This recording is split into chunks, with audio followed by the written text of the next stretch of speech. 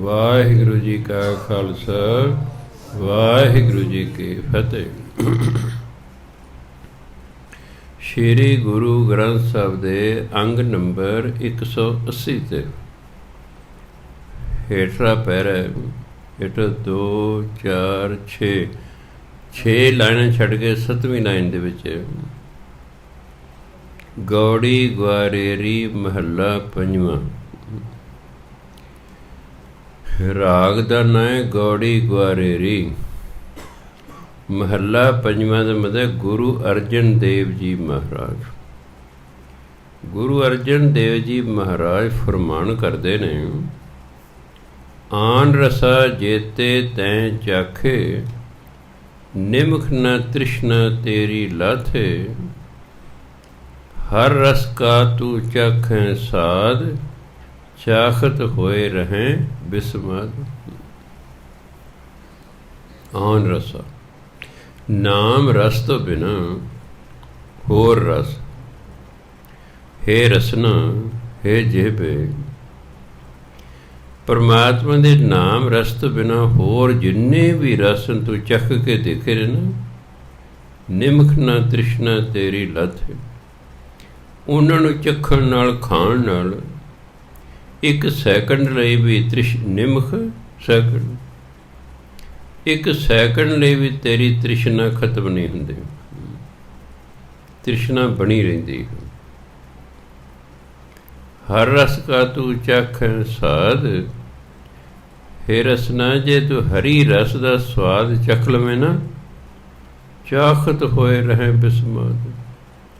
ਤੂੰ ਨਾਮ ਰਸ ਨੂੰ ਚੱਖ ਕੇ ਆਨੰਦਿਤ ਰਹੇ। ਬਿਸਮਾਦ ਉਹ ਅਵਸਥਾ ਹੈ, ਆਨੰਦ ਦੀ ਅਵਸਥਾ, ਤੂੰ ਸਦਾ ਖੁਸ਼ ਰਹੇਂਗਾ।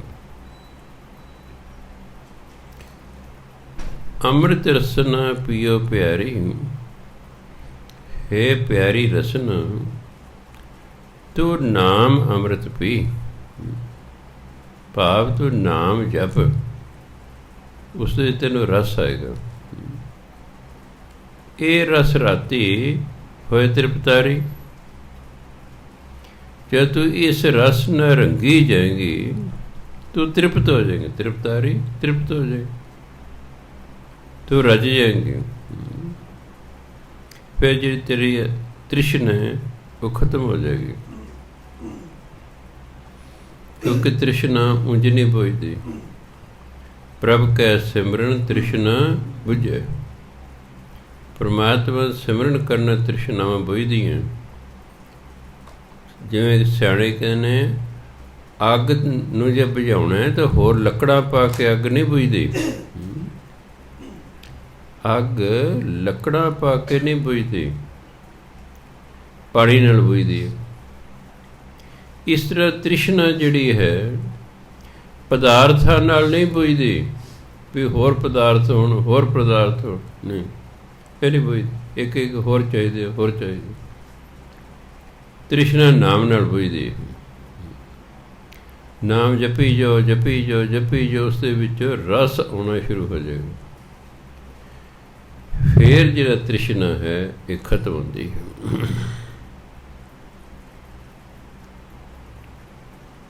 ਹੇ ਜਿਹਵੇ ਤੂੰ ਰਾਮ ਗੁਣ ਗਾਓ। ਜਿਹਵੇ ਹੇ ਜੀਵੇ ਤੂੰ ਪਰਮਾਤਮਾ ਦੇ ਗੁਣ ਗਾ। ਰਾਮ ਪਰਮਾਤਮਾ, ਰਾਮ ਦਾ ਸ਼ਬਦੀ ਅਰਥ ਹੈ ਜੋ ਸਾਰਿਆਂ ਵਿੱਚ ਰਮਿਆ ਹੋਇਆ ਹੈ, ਜੋ ਸਾਰਿਆਂ ਵਿੱਚ ਵਸਦਾ ਹੈ, ਉਸ ਨੂੰ ਕਹਿੰਦੇ ਨੇ ਰਾਮ।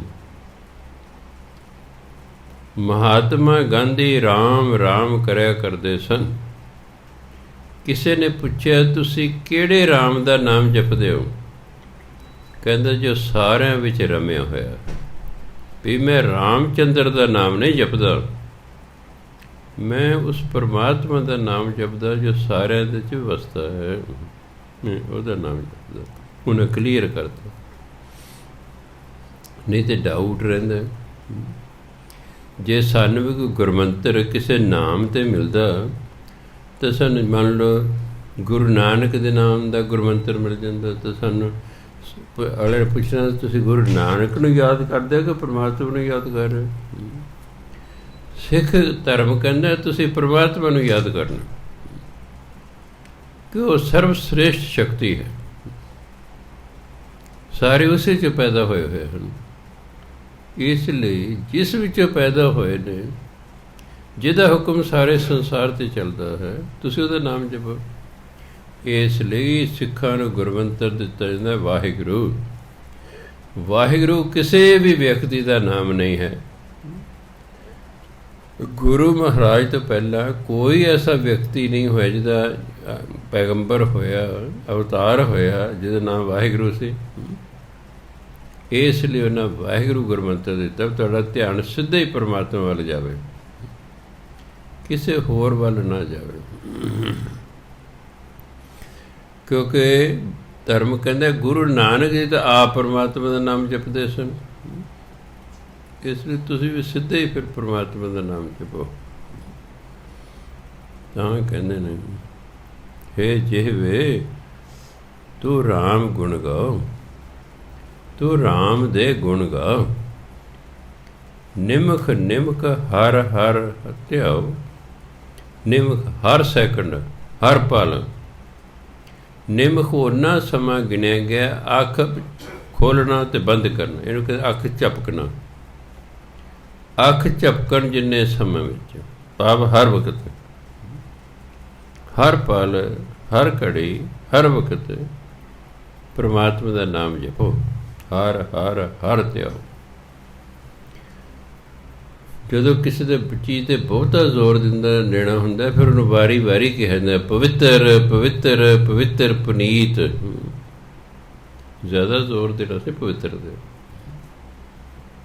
ਸੋ ਤਾਂ ਕਿਹਾ ਨਿਮਖ ਨਿਮਖ ਹਰ ਹਰ ਹਰ ਧਿਆਓ। ਹਰ ਪਲ ਪਰਮਾਤਮਾ ਦਾ ਨਾਮ ਜਪੋ। ਆਣ ਨਾ ਸੁਣੀਏ, ਕਤੂ ਨਾ ਜਾਈਏ। ਹੋਰ ਕਿਸੇ ਬਾਰੇ ਨਹੀਂ ਸੁਣਨਾ, ਹੋਰ ਕਿਤੇ ਨਹੀਂ ਜਾਣਾ। ਸਾਧ ਸੰਗਤ ਵਡਭਾਗੀ ਪਾਈਏ। ਜਾਣਾ ਤੇ ਸਾਧ ਸੰਗਤ ਜਾਣਾ, ਜਾਣਾ ਤੇ ਸਤ ਸੰਗਤ ਜਾਣਾ। ਪਰ ਇਹ ਵੀ ਵੱਡੇ ਭਾਗਾਂ ਨਾਲ ਮਿਲਦੀ ਹੈ। ਸਤ ਸੰਗਤ ਵੀ ਉਹਨੂੰ ਪ੍ਰਾਪਤ ਨਹੀਂ ਜਿਹਦੇ ਵੱਡੇ ਭਾਗ ਹੋਣ। ਤੁਸੀਂ ਆਪਣੇ ਆਪ ਨੂੰ ਕਦੇ ਬਦਕਿਸਮਤ ਨਹੀਂ ਸਮਝਣਾ। ਤੁਹਾਡੇ ਵੱਡੇ ਭਾਗ ਨੇ ਤਾਂ ਤੁਸੀਂ ਸਤਸੰਗ 'ਚ ਆਏ ਹੋ। ਸਤ ਸੰਗਤ ਦੇ ਨਾਲ ਹੁਣ ਤੁਹਾਡੇ ਭਾਗ ਹੋਰ ਵੱਡੇ ਹੁੰਦੇ ਜਾਣੇ ਹਨ। ਜਿਉਂ ਜਿਉਂ ਸਤਸੰਗ ਕਰੋਗੇ, ਤੁਹਾਡੀ ਕਿਸਮਤ ਹੋਰ ਵਧੀਆ ਹੋਰ ਵਧੀਆ ਹੋਰ ਵਧੀਆ ਹੁੰਦੀ ਜਾਏਗੀ। ਪਰ ਬਹੁਤੀ ਦੁਨੀਆ ਆਪਣੀ ਕਿਸਮਤ ਨਾਲ ਸੰਤੁਸ਼ਟ ਨਹੀਂ। ਕਿਉਂ? ਉਹ ਬਹੁਤੇ ਦੇ ਚੱਕਰ ਵਿੱਚ ਹੈ, ਅਤੇ ਬਹੁਤੇ ਦੇ ਚੱਕਰ 'ਚ ਪੈਣ ਦੇ ਬੰਦੇ ਤ੍ਰਿਸ਼ਨਾਵਾਂ ਨੇ ਅੰਦਰ, ਉਹ ਸਿਮਰਨ ਤੋਂ ਬਿਨਾਂ ਨਹੀਂ ਬੁੱਝਣੀ ਹੈ। ਹੋਰ ਬਹੁਤ ਹੋ ਜਾਣ ਨਾਲ, ਹੋਰ ਬਹੁਤ ਹੋ ਜਾਣ ਨਾਲ ਨਹੀਂ ਗੱਲ ਬਣਦੀ ਹੈਗੀ। ਬਸ ਨਾਮ ਜਪੀ ਜਾਣਾ, ਸਤ ਸੰਗਤ ਕਰਨੀ ਹੈ, ਨਾਮ ਜਪੀ ਜਾਣਾ।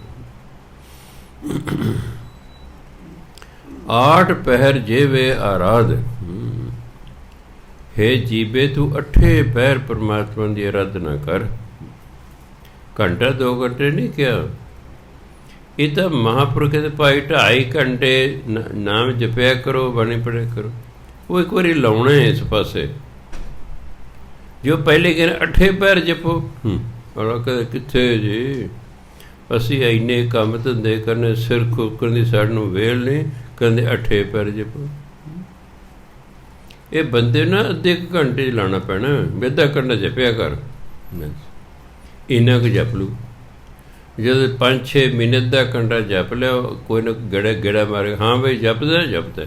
ਲੈ ਹੁਣ ਪੌਣਾ ਘੰਟਾ ਕਰ ਦੇ, ਹੌਲੀ ਹੌਲੀ ਪੌਣਾ ਘੰਟਾ ਕਰ ਦੇ, ਫਿਰ ਹੁਣ ਤੂੰ ਘੰਟਾ ਕਰ ਦੇ।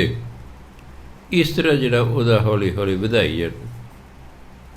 ਇੱਥੇ ਤੇ ਅਸੀਂ ਪਹੁੰਚਣੇ 8 ਪਹਿਰ ਜੇਵੇ ਆਰਾਧ।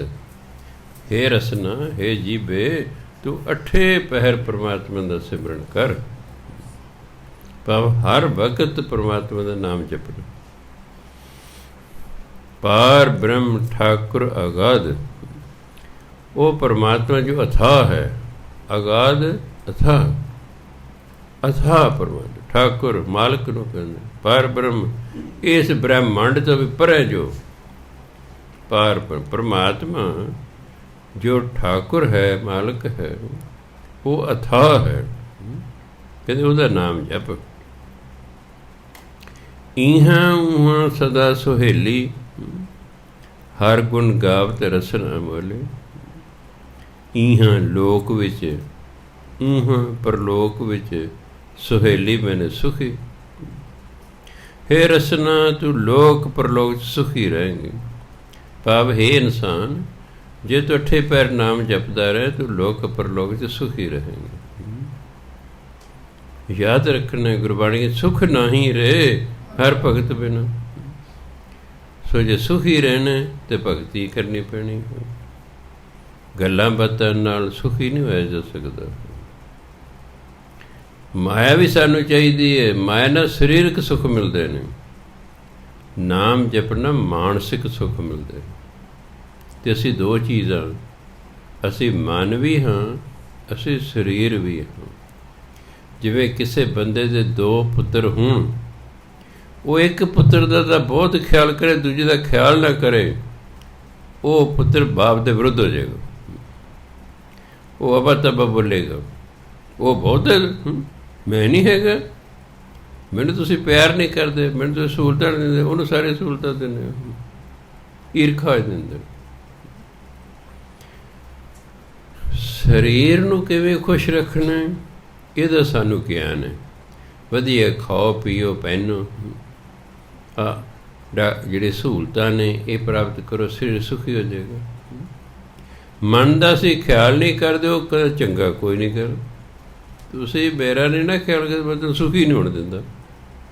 ਨਹੀਂ ਹੁੰਦਾ ਤੁਹਾਨੂੰ ਸੁਖੀ, ਉਹ ਤੁਹਾਨੂੰ ਸਮਝ ਨਹੀਂ ਆਉਣੀ ਕਿ ਮੈਂ ਖਾਂਦਾ ਪੀਂਦਾ ਬਹੁਤ ਆ, ਪਹਿਨਦਾ ਵੀ ਬਹੁਤ ਆ, ਵਧੀਆ ਘਰ 'ਚ ਵੀ ਮੈਂ ਰਹਿ ਰਿਹਾ, ਕਾਰ ਵੀ ਆਉਣ ਜਾਣ ਲਈ ਮੇਰੇ ਕੋਲ ਹੈ, ਧੀਆਂ ਪੁੱਤਰ ਵੀ ਹੈਗੇ, ਫਿਰ ਮੈਂ ਸੁਖੀ ਨਹੀਂ ਹਾਂ। ਮਨ ਕਹਿੰਦਾ ਤੂੰ ਮੇਰੇ ਨਾਲ ਠੀਕ ਵਿਹਾਰ ਨਹੀਂ ਕਰਦਾ, ਤੂੰ ਸਰੀਰ ਨੂੰ ਜ਼ਿਆਦਾ ਦਿੰਦਾ ਖਾਣ ਪੀਣ ਨੂੰ, ਮੇਰਾ ਤੂੰ ਖਿਆਲ ਹੀ ਨਹੀਂ ਕਰਦਾ, ਮੈਂ ਤੈਨੂੰ ਸੁਖੀ ਨਹੀਂ ਹੋਣ ਦਿਆਂਗਾ। ਉਹ ਦੁਖੀ ਬੰਦਾ ਫਿਰ ਕਿਸੇ ਸੰਤ ਮਹਾਤਮਾ ਕੋਲ ਜਾਂਦਾ, ਵੀ ਜੀ ਮੇਰੇ ਕੋਲ ਸਭ ਕੁਛ ਹੈ, ਮੈਂ ਫਿਰ ਵੀ ਦੁਖੀ ਹਾਂ। ਉਹ ਕਹੇ ਤੂੰ ਨਾਮ ਨਹੀਂ ਜਪਦਾ। ਮਨ ਦੀ ਖੁਰਾਕ ਨਾਮ ਹੈ, ਸਰੀਰ ਦੀ ਖੁਰਾਕ ਰੋਟੀ ਪਾਣੀ ਕੱਪੜਾ ਹਵਾ ਹੈ। ਸਰੀਰ ਹਵਾ ਤੋਂ ਬਿਨਾਂ, ਪਾਣੀ ਤੋਂ ਬਿਨਾਂ, ਰੋਟੀ ਤੋਂ ਬਿਨਾਂ, ਕੱਪੜੇ ਤੋਂ ਬਿਨਾਂ ਇਹ ਜਿਉਂਦਾ ਨਹੀਂ ਰਹਿ ਸਕਦਾ। ਇਹ ਚਾਰੇ ਚੀਜ਼ਾਂ ਜਿਹੜੇ ਜ਼ਰੂਰੀ ਨੇ। ਮਨ ਲਈ ਜ਼ਰੂਰੀ ਹੈ ਪਰਮਾਤਮਾ ਦੀ ਭਜਨ ਬੰਦਗੀ, ਬਾਣੀ ਪੜ੍ਹਨਾ, ਸਿਮਰਨ ਕਰਨਾ, ਇਹ ਮਨ ਦੀ ਖੁਰਾਕ ਹੈ। ਰੋਟੀ ਪਾਣੀ ਹਵਾ ਕੱਪੜੇ ਸਰੀਰ ਦੀ ਖੁਰਾਕ ਹੈ। ਜਦੋਂ ਅਸੀਂ ਦੋਨਾਂ ਦਾ ਬਰਾਬਰ ਖਿਆਲ ਰੱਖਾਂਗੇ ਫਿਰ ਹੀ ਸੁਖੀ ਹੋ ਸਕਦੇ ਹਾਂ। ਕਿਉਂਕਿ 99% ਲੋਕਾਂ ਨੂੰ ਪਤਾ ਹੀ ਨਹੀਂ ਕਿ ਅਸੀਂ ਸੁਖੀ ਕਿਵੇਂ ਹੋ ਸਕਦੇ ਹਾਂ। ਇਸ ਲਈ ਸਭ ਕੁਛ ਹੋਣ ਦੇ ਬਾਵਜੂਦ ਵੀ ਦੁਖੀ ਫਿਰੀ ਜਾਂਦੇ ਹਨ। ਕਿਸੇ ਵੀ ਅਮੀਰ ਨਾਲ ਤੁਸੀਂ 10-15 ਮਿੰਟ ਸਾਂਝੇ ਕਰੋ, ਉਹ ਹੌਲੀ ਹੌਲੀ ਆਪਣੇ ਦੁੱਖ ਦੱਸਣ ਲੱਗ ਜਾਏਗਾ। ਇਹ ਦੂਰ ਦੇ ਢੋਲ ਹੀ ਸੁਹਾਵਣੇ ਹੁੰਦੇ ਨੇ। ਦੂਰੋਂ ਲੱਗਦਾ ਹਾਏ ਹੋਏ 50 ਲੱਖ ਦੀ ਕਾਰ, ਕਰੋੜ ਦੀ ਕਾਰ 'ਤੇ ਜਾ ਰਿਹਾ, ਇਹ ਤਾਂ ਬੜਾ ਸੁਖੀ ਹੋਣਾ। ਇਹ ਨਹੀਂ ਪਤਾ ਅਮਰ ਹਸਪਤਾਲ ਜਾ ਰਿਹਾ, ਇਹ ਪਤਾ ਦੂਰੋਂ ਦੇਖ ਲਿਆ ਨਾ। ਹੋ ਸਕਦਾ ਵਿਚਾਰਾ ਹਸਪਤਾਲ ਨੂੰ ਜਾ ਰਿਹਾ ਹੋਵੇ ਦਵਾਈ ਲੈਣ, ਅਤੇ ਅਸੀਂ ਉਹਦੀ ਕਾਰ ਵੇਖ ਕੇ ਬੱਲੇ ਬੱਲੇ ਬੜਾ ਸੁਖੀ ਹੈ। ਕਿਸੇ ਨਾਲ ਗੱਲ ਕੀਤਿਆਂ ਉਹਦਾ ਦਿਲ ਫਰੋਲਿਆਂ ਹੀ ਪਤਾ ਲੱਗਦਾ ਇਹ ਸੁਖੀ ਹੈ ਕਿ ਦੁਖੀ। 5-10 ਮਿੰਟ ਸਾਰੇ ਹੀ ਕਹਿੰਦੇ ਨੇ ਮੈਨੂੰ ਬਾਬਾ ਜੀ ਕਿਆ ਹਾਲ ਚਾਲ, ਬਈ ਆਨੰਦ ਮੰਗਲ ਹੈ ਜੀ, ਮੇਰਾ ਪੈਟ ਬਰਡ ਹੈ। ਕੋਈ ਰਿਸ਼ਤੇਦਾਰ ਕੀ ਹਾਲ ਚਾਲ ਬਾਬਾ ਜੀ, ਆਨੰਦ ਮੰਗਲ ਹੈ ਜੀ। ਇੱਕ ਬੀਬੀ ਨੂੰ ਪਤਾ ਹੀ ਨਾ ਲੱਗਿਆ ਕਿ ਬਾਬਾ ਜੀ ਕਿ ਮੈਂ ਜੀ ਆਨੰਦ ਮੰਗਲ, ਕਹਿੰਦੇ ਉਹ ਕੀ ਹੁੰਦਾ, ਮੈਂ ਰਾਜ਼ੀ ਖੁਸ਼ੀ ਹਾਂ ਜੀ ਮੈਂ ਇਹਨੂੰ ਕਹਿੰਦੇ ਅੱਛਾ ਅੱਛਾ। ਸੋ ਜੈਮਲ ਸੈਨ ਨਾਲ 10-15 ਮਿੰਟ ਗੱਲਾਂ ਕਰੋ, ਇਹ ਵੀ ਲੱਗ ਜੂ ਕੁਛ ਨਾ ਕੁਛ ਦੱਸਣ, ਇਹ ਕੁਛ ਨਾ ਕੁਛ ਦੱਸਣ ਲੱਗ ਜੂਗਾ। ਇਸ ਲਈ ਹੁਣ ਇੱਕ ਕਹੋ ਜੀ ਤੁਹਾਡੇ ਖਾਣ ਪੀਣ ਵੀ ਤੁਹਾਡੇ ਕੋਲ ਬਹੁਤ ਹੈ ਜੀ, ਤੁਸੀਂ ਭਜਨ ਬੰਦਗੀ ਵੀ ਕਰਦੇ ਹੋ, ਫਿਰ ਤੁਸੀਂ ਕਿਉਂ ਦੁਖੀ ਹੋ ਜੀ। ਇੱਥੇ ਪਤਾ ਕੀ ਲਿਖਿਆ? ਨਿਮਖ ਨਿਮਖ ਹਰ ਹਰ ਹਰ ਧਿਆਓ। ਉਹਨਾਂ ਘਰ ਨਹੀਂ ਹੁੰਦਾ, ਉਹ ਮਨ ਦੀ ਖੁਰਾਕ ਪੂਰੀ ਨਹੀਂ ਹੁੰਦੀ। ਉਹ ਕਹਿੰਦਾ ਸਰੀਰ ਲਈ ਤੁਸੀਂ ਸਾਰਾ ਦਿਨ ਕਰਦੇ ਰਹਿੰਦੇ ਹੋ, ਕਦੇ ਪਾਣੀ ਪੀ ਲਿਆ, ਕਦੇ ਰੋਟੀ ਖਾ ਲਈ, ਕਦੇ ਫਲ ਖਾ ਲਿਆ, ਕਦੇ ਕੁਛ ਖਾ ਲਿਆ, ਕਦੇ ਕੁਛ ਖਾ ਲਿਆ ਹੈ। ਉਹਦੇ 'ਚ ਤੁਹਾਡਾ ਫਰਿੱਜ ਭਰਿਆ ਹੋਇਆ ਹੈ, ਸਰੀਰ, ਇਹ ਸਾਰਾ ਸਰੀਰ ਲਈ ਭਰਿਆ ਹੋਇਆ ਨਾ। ਤੁਹਾਡੇ ਫਰਿੱਜ ਸਰੀਰ ਲਈ ਭਰੇ ਹੋਏ ਨੇ, ਮਨ ਲਈ ਤਾਂ ਨਹੀਂ ਭਰੇ ਹੋਏ। ਜਦੋਂ ਸਰੀਰ ਅਤੇ ਸਰੀਰ ਦੀਆਂ ਲੋੜਾਂ ਪੂਰੀ ਹੋਣਗੀਆਂ, ਮਨ ਦੀਆਂ ਲੋੜਾਂ ਪੂਰੀਆਂ, ਇਹ ਤਕਰੀਬ ਬੰਦਾ ਤਾਂ ਸੁਖੀ ਹੋ ਜਾਏਗਾ। 100% ਨਹੀਂ ਕਦੇ ਕੋਈ ਸੁਖੀ ਹੋਇਆ ਕਰਦਾ, ਇਹ ਖਿਆਲ ਰੱਖਣਾ ਹੈ। 100% ਨਹੀਂ ਕਦੇ ਕੋਈ ਸੁਖੀ ਹੋਇਆ ਕਰਦਾ, ਪਰ ਜੇ ਚਲੋ 90-95 ਹੋਏ ਤਾਂ ਵੀ ਬਹੁਤ ਹੈ। ਦੁਨੀਆ ਤਾਂ ਬੜੀ ਬੜੀ ਦੁਖੀ ਫਿਰਦੀ ਹੈ।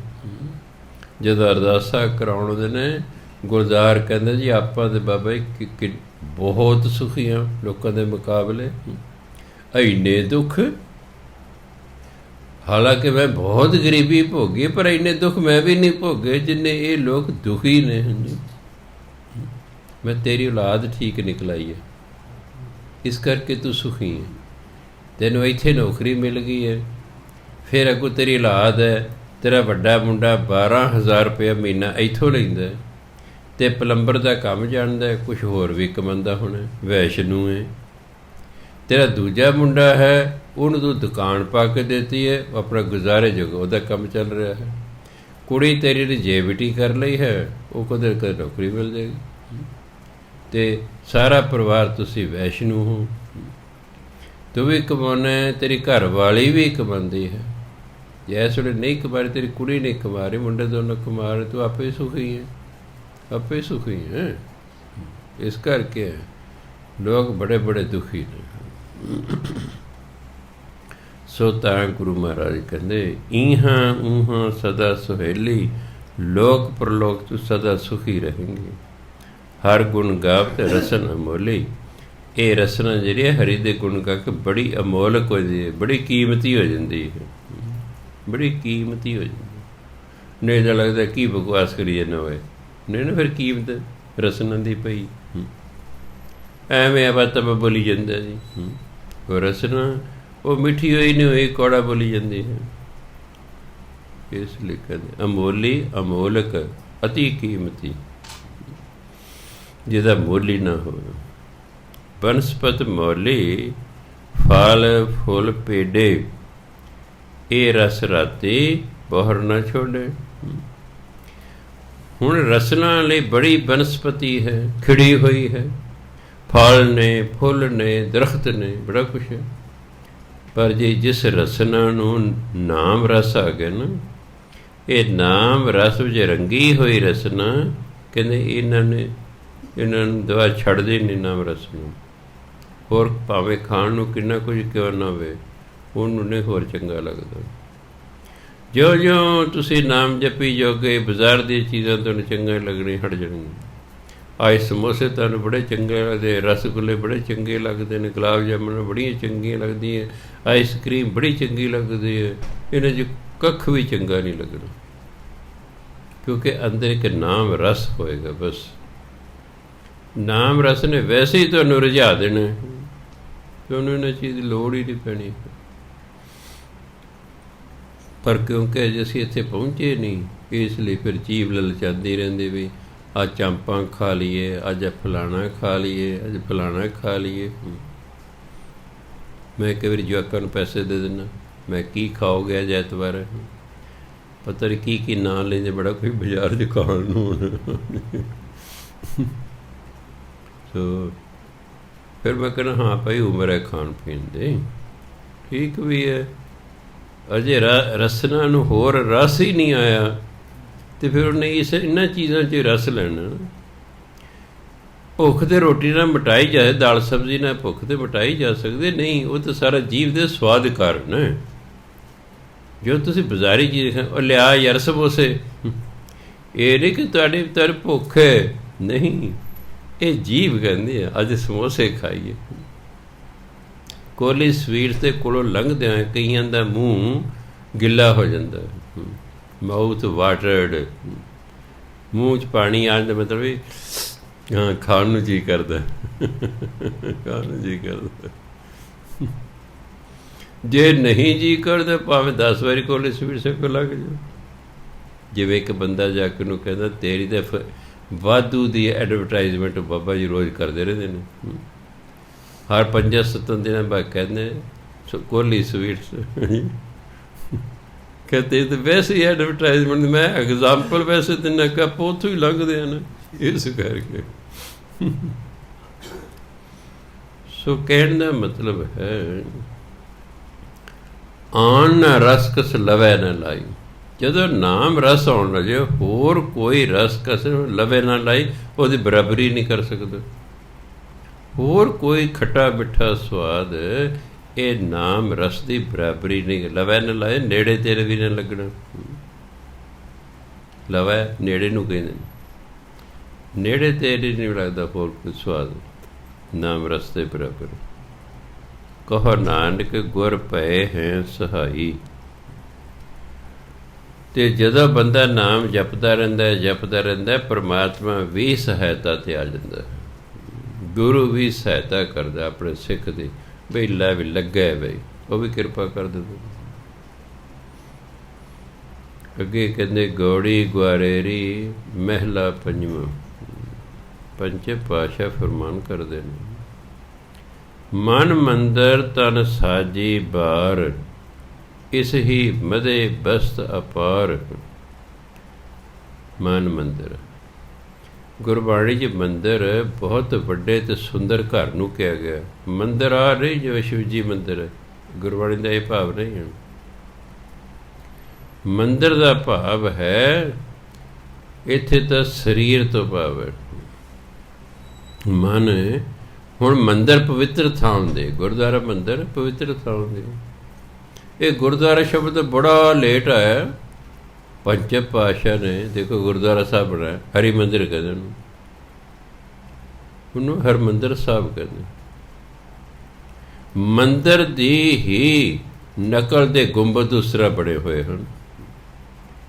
ਮੰਦਿਰਾਂ ਦੇ ਗੁੰਬਦ ਹੁੰਦੇ ਨਾ, ਆਪਣੇ ਗੁਰਦੁਆਰੇ ਗੁੰਬਦ ਹੈ, ਅਜੇ ਤੱਕ ਵੀ ਗੁੰਬਦ ਨੇ। ਮੈਂ ਗੁੰਬਦ ਕੋਈ ਨਹੀਂ ਬਣਾਇਆ, ਪਰ ਇਹਨਾਂ ਲੋਕਾਂ ਨੂੰ ਦੱਸਣ ਲਈ ਕਿ ਦੂਰੋਂ ਪਤਾ ਗੁਰਦੁਆਰਾ ਬਨੇਰਿਆਂ ਦੇ ਛੋਟੇ ਛੋਟੇ ਗੁੰਬਦ ਬਣਾਤੇ। ਵੈਸੇ ਨਿਸ਼ਾਨ ਸਾਹਿਬ ਦੱਸ ਰਿਹਾ ਕਿ ਗੁਰਦੁਆਰਾ ਸਾਹਿਬ ਹੈ, ਫਿਰ 5-7 ਛੋਟੇ ਛੋਟੇ ਗੁੰਬਦ ਬਣਾਤੇ। ਮੈਨੂੰ ਜੋ ਗੁੰਬਦ ਫਜ਼ੂਲ ਦਾ ਖਰਚਾ ਲੱਗਾ, ਵੀ ਤਾਂ ਵਿਅਰਥ ਦਾ ਖਰਚਾ, ਕਿੰਨਾ ਖਰਚਾ, ਹਰ ਕਾ ਗੋਲ ਬਣਾਉਣ ਦੇ ਮਿਸਤਰੀ ਨੂੰ ਕਿੰਨਾ ਟਾਈਮ ਲੱਗੂਗਾ, ਵੀ ਫਜ਼ੂਲ ਦਾ ਖਰਚਾ ਕੀ ਕਰਨੇ, ਤਾਂ ਕੋਈ ਹੋਰ ਅੰਦਰ ਹੀ ਕੋਈ ਚੀਜ਼ ਕਰ ਲਾਂਗੇ, ਇਸ ਲਈ ਮੈਂ ਬਣਾਇਆ ਨਹੀਂ ਹੈਗਾ। ਹੈ ਨਹੀਂ ਨਾ ਇਸ ਗੁਰਦੁਆਰੇ ਨਾ ਉਸ ਗੁਰਦੁਆਰੇ, ਪਰ ਇਹ ਤਾਂ ਚਲੋ ਪਰ ਵੈਸੇ ਹੀ ਬਿਲਡਿੰਗ ਸੀ। ਜਿਹੜੀ ਹੈ ਗੁੰਬਦ, ਲੌਜਿਕ ਕੀ ਸੀ ਉਹਦੇ ਮਗਰ, ਕਿ ਜਦ ਤੁਸੀਂ ਬੋਲੋ ਆਵਾਜ਼ ਗੂੰਜਦੀ ਹੈ। ਜਿੱਥੇ ਗੁੰਬਦ ਹੋਗਾ ਨਾ, ਉਹਦੇ ਹੇਠਾਂ ਤੁਸੀਂ ਬੋਲੋਗੇ, ਤੁਹਾਡੀ ਆਵਾਜ਼ ਗੂੰਜ, ਤੁਸੀਂ ਕਿਹਾ ਵਾਹਿਗੁਰੂ, ਆਵਾਜ਼ ਟਕਰਾ ਕੇ ਤੁਹਾਨੂੰ ਫਿਰ ਸੁਣੇਗੀ ਵਾਹਿਗੁਰੂ ਵਾਹਿਗੁਰੂ, ਉੱਪਰ ਆਵਾਜ਼ ਟਕਰਾਏਗੀ, ਫਿਰ ਉਹੀ ਵਾਹਿਗੁਰੂ ਤੁਹਾਨੂੰ ਸੁਣੇਗਾ। ਰਾਮ ਓਮ, ਰਾਮ ਦੀ ਆਵਾਜ਼ ਉੱਚੀ ਨਹੀਂ ਜਾਂਦੀ, ਓਮ 3 ਅੱਖਰ ਦਾ, ਓ ਆ ਮ, ਓਮ ਸਿੱਧਾ ਓਮ ਨਹੀਂ, ਓਮ ਲੰਬੀ ਆਵਾਜ਼, ਓਮ ਉਹ ਗੂੰਜਦੀ ਜਾ ਕੇ ਫਿਰ ਵਾਪਸ ਆਉਂਦੀ। ਹੁਣ ਤਾਂ ਅਸੀਂ ਵੈਸੇ ਹੀ ਵਾਜਿਆਂ ਨਾਲ, ਤਬਲਿਆਂ ਨਾਲ, ਛੇਣਿਆਂ ਨੇ ਗੂੰਜਾਂ ਪਾ ਦੇ, ਤਾਂ ਲੋੜ ਨਹੀਂ ਗੂੰਜਣ ਦੀ। ਫਿਰ ਵੀ ਕਈ ਵਾਰੀ ਕੀ ਇਤਰੀ ਹੈ ਲਾ ਲੈਂਦੇ ਨੇ, ਇੱਕ ਉਹ ਦੂਰੀ ਦੂਰੀ ਆਵਾਜ਼ ਆਉਂਦੀ ਵਿੱਚ, ਮੈਂ ਕਿਹਾ ਫਿਰ ਚੌਕ ਮੈਂ ਕਿਹਾ, ਫਿਰ ਮੈਂ ਕਹਿਣਾ ਤੂੰ ਕਿਹਾ, ਉਹ ਵਿੱਚੋਂ ਤੂੰ ਕਿਹਾ, ਉਹਦਾ ਕਿਆ ਫਾਇਦਾ ਹੋਵੇ। ਪਰ ਲਾਉਂਦੇ ਨੇ ਇਹਨੂੰ, ਪਤਾ ਨਹੀਂ ਕੀ ਕਹਿੰਦੇ ਨੇ ਉਹ। ਮਨ ਮੰਦਰ ਤਨ ਸਾਜੀ ਭਰ, ਇਹ ਮਨ ਮੰਦਰ ਹੈ ਕਿਉਂਕਿ ਪਰਮਾਤਮਾ ਮਨ 'ਚ ਰਹਿੰਦਾ ਹੈ। ਤਨ ਸਾਜੀ ਬਾਰ, ਬਾਰ ਮੈਨੇ ਵਾੜ, ਇਸ ਮੰਦਰ ਮਨ ਰੂਪੀ ਮੰਦਰ ਦੀ ਰਖਵਾਲੀ ਸਰੀਰ ਵਾੜ ਦਾ ਕੰਮ ਕਰਦਾ, ਵਾੜ ਬਣਾਏ।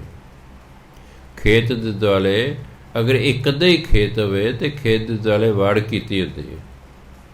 ਜੇ ਕਈ ਖੇਤ ਹੋਣ ਫਿਰ ਵਾੜ ਕਰਨ ਦੀ ਲੋੜ ਨਹੀਂ ਹੁੰਦੀ। ਮੰਨ ਲਓ ਤੁਸੀਂ ਇਕੱਲਿਆਂ ਨੇ ਮੱਕੀ ਬੀਜੀ ਔਰ ਕਿਸੇ ਨੇ ਨਹੀਂ ਬੀਜੀ ਤਾਂ ਤਰ ਬੜੀ ਰਾਖੀ ਕਰਨੀ ਪਏਗੀ, ਤੋਤੇ ਵੀ ਆਉਣਗੇ, ਹੋਰ ਜਾਨਵਰ ਵੀ ਆਉਣਗੇ, ਫਿਰ ਹਾ ਹੋ ਕਰਨੀ ਪੈਂਦੀ ਉੱਤੇ, ਅਤੇ ਵਾੜ ਵੀ ਲਾਉਣੀ ਪੈਂਦੀ। ਲੋਕ ਛੱਲੀਆਂ ਤੋੜ ਕੇ ਜਾਂਦੇ ਲੈ ਜਾਣਗੇ, ਕਿਉਂ ਜਦ ਥੋੜ੍ਹੀਆਂ ਹੋਣਗੀਆਂ, ਹੋਰ ਕਿਸੇ ਬੀਜੀ ਨਹੀਂ ਮੱਕੀ, ਉਹ ਲੋਕ ਛੱਲੀ ਤੋੜ ਰਹੇ। ਇਕੱਲੇ ਦੁਕਾਲੇ ਨੇ ਸਬਜ਼ੀ ਬੀਜੇ, ਲੋਕ ਸਬਜ਼ੀ ਤੋੜ ਕੇ ਲੈ ਜਾਣ, ਪਰ ਜੇ ਸਬਜ਼ੀ ਹੋਈ ਸਬਜ਼ੀ ਦੇ ਖੇਤ ਨੇ ਫਿਰ ਨਹੀਂ ਤੋੜਦੇ। ਇਸੇ ਕਈ ਵਾਰੀ ਕਈ ਖੇਤਾਂ ਨੂੰ ਵਾੜ ਦੇਣੀ ਪੈਂਦੀ। ਕਈ ਇਲਾਕੇ ਗਿੱਦੜ ਬਹੁਤ ਹੁੰਦੇ ਨੇ, ਗਿੱਦੜ ਬਹੁਤ ਹੁੰਦੇ, ਯੂਪੀ 'ਚ ਬੜੇ ਗਿੱਦੜ ਹੁੰਦੇ ਨੇ, ਉਹ ਗੰਨੇ ਨੂੰ ਪੈ ਜਾਂਦੇ ਨੇ, ਰਾਤ ਨੂੰ ਬੋਲਦੇ ਖੇਤਾਂ ਦੇ ਘਰ ਉਹਨਾਂ ਦਾ, ਰਾਤ ਬੱਦੇ ਗਿੱਦੜ ਬੋਲੀ ਜਾਂਦੇ ਨੇ, ਹਾਂਜੀ ਹਾਂਕ, ਜਿਹਨੂੰ ਕਹਿੰਦੇ ਹਾਂਕਣ। ਇਹ ਨਾ ਸਰੀਰ ਮਨ ਰੂਪੀ ਮੰਦਰ ਦੀ ਵਾੜ ਹੈ, ਅਤੇ ਵਾੜ ਦਾ ਕੰਮ ਹੈ ਖੇਤ ਨੂੰ ਬਚਾਉਣਾ।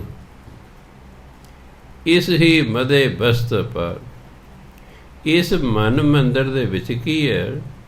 ਪਰਮਾਤਮਾ ਦੀ ਵਸਤੂ ਹੈ, ਅਪਾਰ ਪਰਮਾਤਮਾ ਉਹਦੀ ਵਸਤੂ ਹੈ। ਪਰਮਾਤਮਾ ਦੀ ਵਸਤੂ ਕੀ ਹੈ? ਨਾਮ। ਇਸ ਮਨ ਮੰਦਰ ਦੇ ਵਿੱਚ ਮਦੇ ਮੈਨੇ ਵਿੱਚ ਨਾਮ ਹੈ। ਨਾਮ ਨੂੰ ਕੋਈ ਨੁਕਸਾਨ ਨਾ ਪਹੁੰਚਾਏ, ਸਰੀਰ ਰੂਪੀ ਵਾੜ ਉਹਦੇ ਕੀਤੀ ਹੋਈ ਹੈ। ਇਸ ਹੀ ਭੀਤਰ ਸੁਨੀਅਤ ਸ਼ਾਹ, ਇਸ ਮਨ ਮੰਦਰ ਦੇ ਵਿੱਚ ਸੁਣਿਆ ਵੀ ਸ਼ਾਹ ਪਰਮਾਤਮਾ ਰਹਿੰਦਾ, ਇਹਦੇ ਅੰਦਰ ਪਰਮਾਤਮਾ ਰਹਿੰਦਾ। ਕਵਨ ਵਪਾਰੀ ਜਾ ਕਾ ਊਹਾਂ ਵਿਸਾ ਮੈਨੇ ਵਿਸ਼ਵਾਸ, ਐਸਾ ਕਿਹੜਾ ਵਪਾਰੀ ਹੈ ਜਿਹਦਾ ਉੱਥੇ ਵਿਸ਼ਵਾਸ ਕੀਤਾ ਜਾਂਦਾ ਹੈ?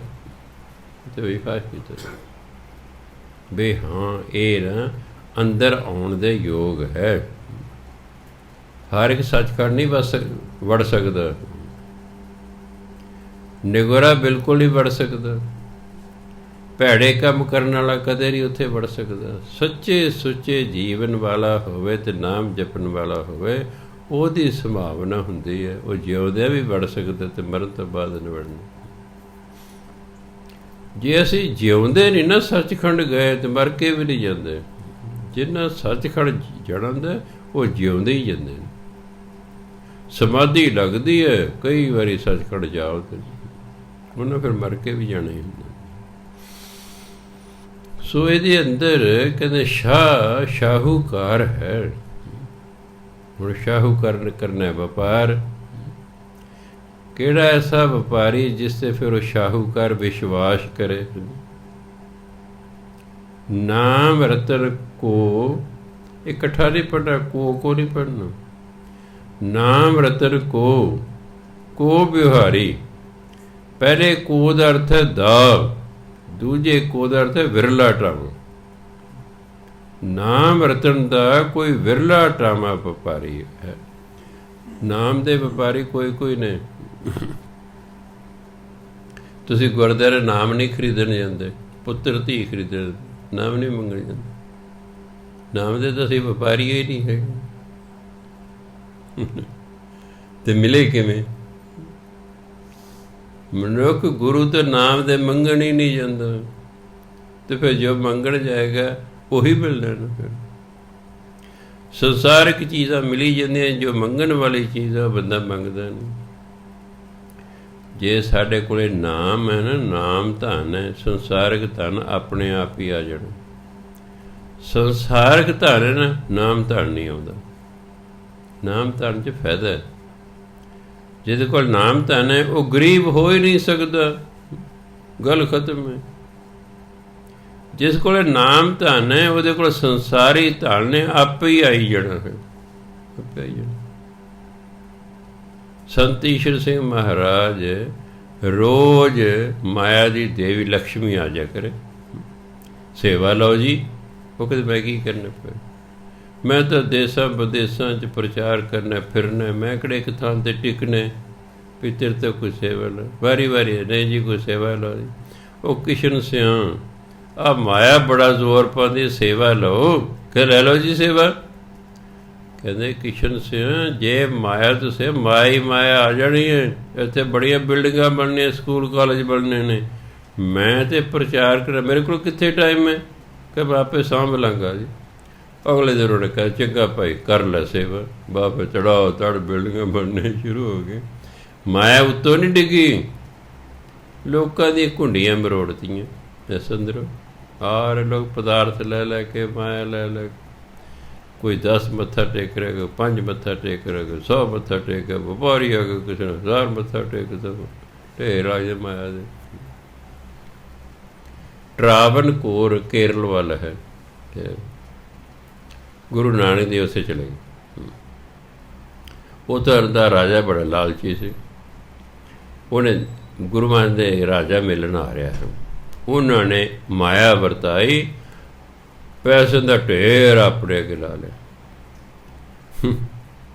ਰਾਜੇ ਨੇ ਆਉਂਦੇ ਹੀ ਐ ਬੁੱਕ ਭਰਿਆ ਹੋਇਆ, ਤਾਂ ਲੈ ਚੱਲੋ, ਬਥੇਰੀ ਪਈ ਅੱਗੇ, ਉਹਦੇ ਹੱਥ 'ਚ ਕੁਛ ਵੀ ਨਹੀਂ ਆਇਆ, ਸ਼ਰਮਿੰਦਾ ਹੋ ਗਿਆ, ਸ਼ਰਮਿੰਦਾ ਹੋ ਗਿਆ। ਅਤੇ ਗੁਰੂ ਮਹਾਰਾਜ ਕੇ ਰਾਜਨ ਅਜੇ ਮਨ ਨਹੀਂ ਭਰਿਆ, ਇੰਨਾ ਕੁਛ ਤੁਹਾਡੇ ਕੋਲ ਹੈ, ਤੁਸੀਂ ਰਾਜੇ ਹੋ, ਹੀਰੇ ਜਵਾਹਰਾਤ ਮੋਤੀ ਮਾਇਆ ਤੁਹਾਡੇ ਕੋਲ ਹੈ, ਅਜੇ ਮਨ ਨਹੀਂ ਭਰਿਆ।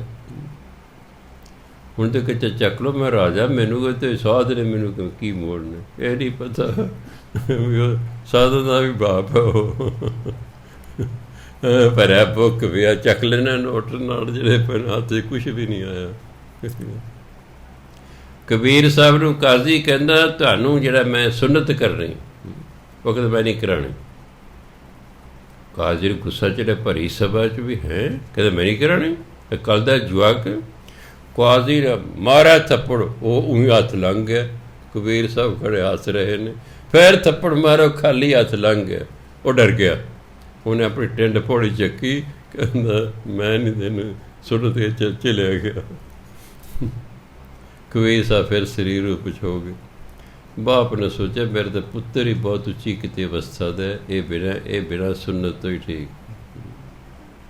ਉਹ ਕਹਿੰਦੇ ਜੇ ਸੁਨਤ ਹੁਣ ਨਾ ਮੁਸਲਮਾਨ ਹੁੰਦਾ ਬੰਦਾ, ਅਤੇ ਫਿਰ ਔਰਤਾਂ ਦੀ ਸੁਨਤ ਨਹੀਂ ਤੁਸੀਂ ਕਰਦੇ, ਫਿਰ ਮੈਂ ਉਸ ਔਰਤ ਨਾਲ ਵਿਆਹ ਕਰਾਵਾਂਗਾ, ਉਹ ਤਾਂ ਨਿਗੁਰੀ ਹੋਏਗੀ, ਅਤੇ ਮੈਂ ਗੁਰੂ ਵਾਲਾ ਹੋਵਾਂਗਾ, ਅਤੇ ਗੱਲ ਨਹੀਂ ਬਣਨੀ, ਕੋਈ ਗੱਲ ਨਹੀਂ ਬਣਨੀ। ਪਹਿਲਾਂ ਸਿੱਖ ਧਰਮ ਦੇ ਵਿੱਚ ਹਸਬੈਂਡ ਵਾਈਫ ਦੋਨੋਂ ਨੂੰ ਅੰਮ੍ਰਿਤ ਛਕਾਉਂਦੇ ਹੁੰਦੇ ਸਨ, ਇੱਕ ਨੂੰ ਨਹੀਂ ਸੀ ਛਕਾਉਂਦੇ।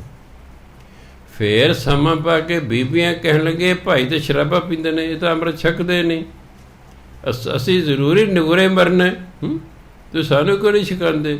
ਫਿਰ ਸ਼ੁਰੂ ਕਰਤਾ, ਹੁਣ ਕਰਤਾ ਚ ਇਕੱਲਾ ਵੀ ਛਕ ਸਕਦਾ, ਨਹੀਂ ਤਾਂ ਪਹਿਲਾਂ ਇਹੀ ਕਹਿੰਦੇ ਵੀ ਘਰ 'ਚ ਐਵੇਂ ਰੌਲਾ ਗੋਲਾ ਪਊਗਾ। ਉਹ ਕੋਈ ਸ਼ਰਾਬ ਨਾ ਪੀਆ ਕਰੋ, ਉਹਨੇ ਪੀਣੀ ਹੈ, ਉਹ ਕੋਈ ਮੀਟ ਨਾ ਖਾਏ, ਉਹਨੇ ਖਾਣਾ ਹੈ, ਉਹ ਕੋਈ ਬੀੜੀ ਜਰਦਾ ਜੁਰਦਾ ਨਾ ਲਾਓ, ਉਹਨੇ ਲਾਉਣਾ ਹੈ, ਰੌਲਾ ਪਏਗਾ। ਜੇ ਦੋਨੋਂ ਹੀ ਅੰਮ੍ਰਿਤਧਾਰੀ ਹੋਣਗੇ ਅਬ ਠੀਕ ਹੋ ਜਾਏਗਾ, ਅਬ ਠੀਕ ਹੈ। ਮਗਰ ਬੈਕਗਰਾਊਂਡ ਇਹ ਸੀ, ਭਾਵਨਾ ਇਹ ਸੀ। ਸੋ ਇਹ ਸਾਧੂ ਤੋਂ ਉਦੋਂ ਹੀ ਮੈਂ ਦੇਖੇ ਲੋਕ ਡਰਦੇ ਨੇ ਜਦੋਂ ਇਹ ਕੋਈ ਕਰਾਮਾਤ ਵਿਖਾਉਂਦਾ। ਵੈਸੇ ਸਾਧੂ ਦਾ ਜੀਵਨ ਸਹਿ ਸੁਭਾਈ ਕਰਾਮਾਤ ਹੁੰਦੇ ਆ, ਉਹ ਕਰਾਮਾਤ ਵਿਖਾਉਂਦਾ ਨਹੀਂ ਹੈ, ਉਹਨੂੰ ਵਿਖਾਉਣ ਦੀ ਕੋਈ ਲੋੜ ਨਹੀਂ ਪੈਂਦੀ।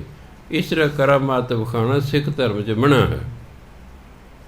ਜਿਵੇਂ ਜਹਾਂਗੀਰ ਕਹਿੰਦਾ ਕੋਈ ਕਰਾਮਾਤ ਵਿਖਾਓ ਪੰਜੇ ਪਾਏ, ਉਹ ਕਹਿੰਦੇ ਅਸੀਂ ਕਰਾਮਾਤ ਨਹੀਂ ਵਿਖਾਉਣੀ, ਸਾਡੇ ਧਰਮ 'ਚ ਕਰਾਮਾਤ ਵਿਖਾਉਣਾ ਮਹਾਂਪਾਪ ਹੈ। ਮੁਸਲਮਾਨ ਕੀਮਤ ਹੀ ਉਹਦੀ ਪਾਉਂਦੇ ਨੇ ਜਿਹੜਾ ਕਰਾਮਾਤ ਵਿਖਾ, ਦੂਜੇ ਕਹਿੰਦੇ ਤਾਂ ਐਵੇਂ ਹੀ ਹੈ, ਬਿਠਾਓ ਤੱਤੀ ਤਵੀ ਨਵੇਂ ਪਾਸ਼ਣ ਕਹਿੰਦਾ ਕਰਾਮਾਤ ਵਿਖਾਓ, ਨਾ ਕੋਈ ਨਹੀਂ ਵਿਖਾਏ, ਕਰੋ ਇਹਦਾ ਕਤਲ।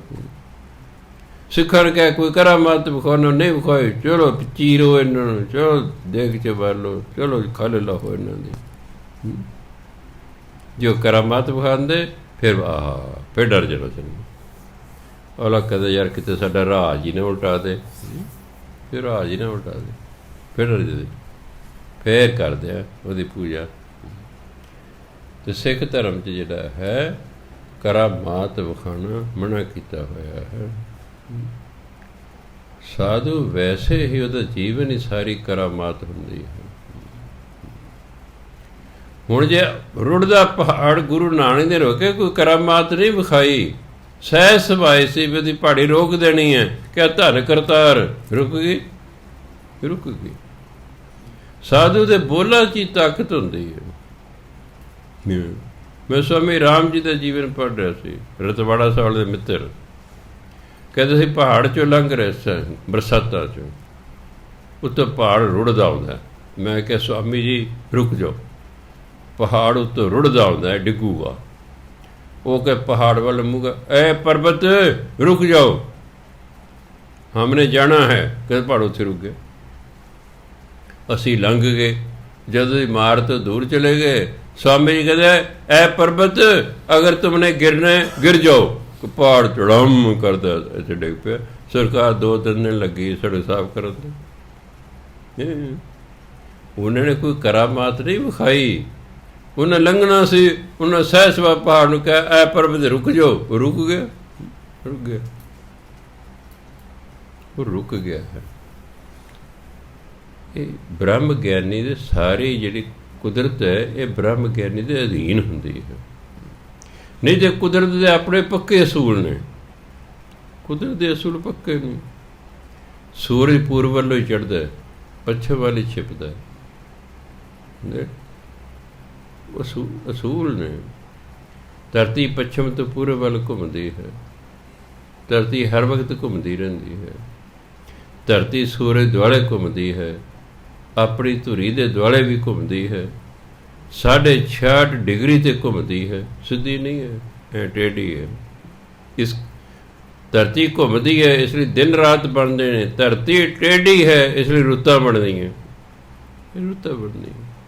वो जदों दी धरती बनी है, चन्न तारे सूरज बने अपने अपने कर रहे हैं, वो कुदरत अपने नियम ने। पर ब्रह्म ज्ञानी नियम बदल सकता है।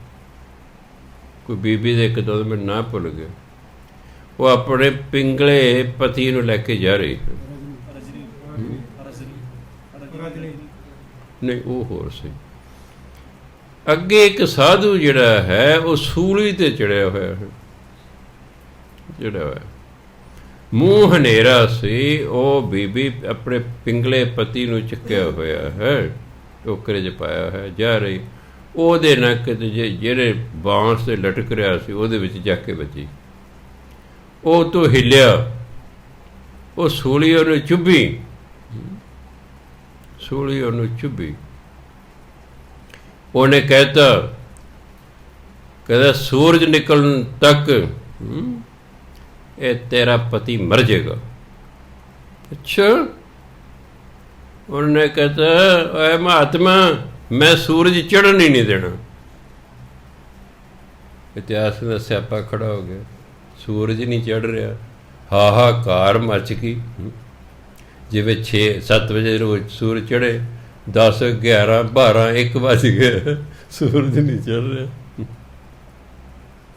पता लगा भी आ गल हो गई, आ गल हो गई। सो मेरे कहने का मतलब है भी ये कोई करामातां नहीं विखाइयां, उन्हें श्राप देता, अगों भी पहुंची हुई सी कुदरत ना। नहीं तो कुदरत दे अपने सूल ने, सूरज चढ़ने चढ़ने वाले रोकता, चंगा फिर गल सूरज ही नहीं चढ़ता फिर। सो कुदरत जिहड़ी है ब्रह्म ज्ञानी दे अधीन है।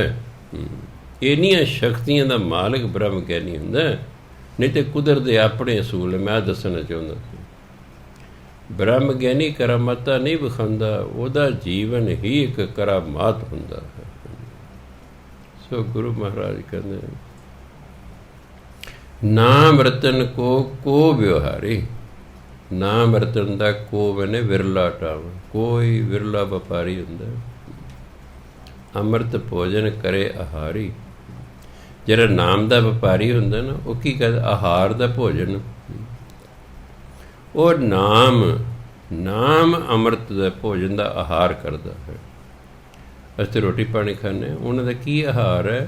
नाम रूपी अमृत। नाम ही उन्होंने भोजन है। ये नहीं मतलब कि भोजन खाते ही नहीं, ਐ ਨਹੀਂ ਸਮਝ ਲੈਣਾ। ਭਾਵ ਜਿਵੇਂ ਆਪਾਂ ਭੋਜਨ ਤੋਂ ਬਿਨਾਂ ਨਹੀਂ ਰਹਿ ਸਕਦੇ, ਉਹ ਨਾਮ ਜਪੇ ਤੋਂ ਬਿਨਾਂ ਨਹੀਂ ਰਹਿ ਸਕਦੇ। ਸਾਡੇ ਸਰੀਰ ਦਾ ਆਧਾਰ ਭੋਜਨ ਹੈ, ਉਹਨਾਂ ਦੀ ਜੀਵਨ ਦਾ ਆਧਾਰ ਪਰਮਾਤਮਾ ਦਾ ਨਾਮ ਹੈ। ਆਹ ਸਮਝਾਉਣ ਦਾ ਭਾਵ ਹੈ।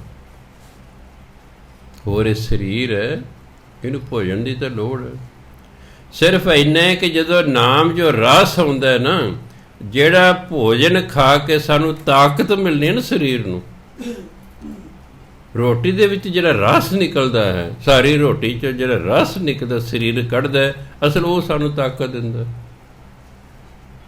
ਲੱਗੇ ਸਨ ਵੀ ਕੈਪਸੂਲ ਤਿਆਰ ਕਰ ਲਓ ਰਸ ਕੱਢ ਕੇ, ਰੋਟੀ ਰਾਟੀ ਖਾਣ ਦੀ ਲੋੜ, ਕੈਪਸੂਲ ਖਾਓ, ਚੱਲ 24 ਘੰਟੇ ਲੰਘ ਗਏ ਤੁਹਾਡੇ, ਭੁੱਖ ਹੀ ਨਹੀਂ ਲੱਗ ਰਹੀ, ਰੱਜ ਗਏ ਤੁਸੀਂ।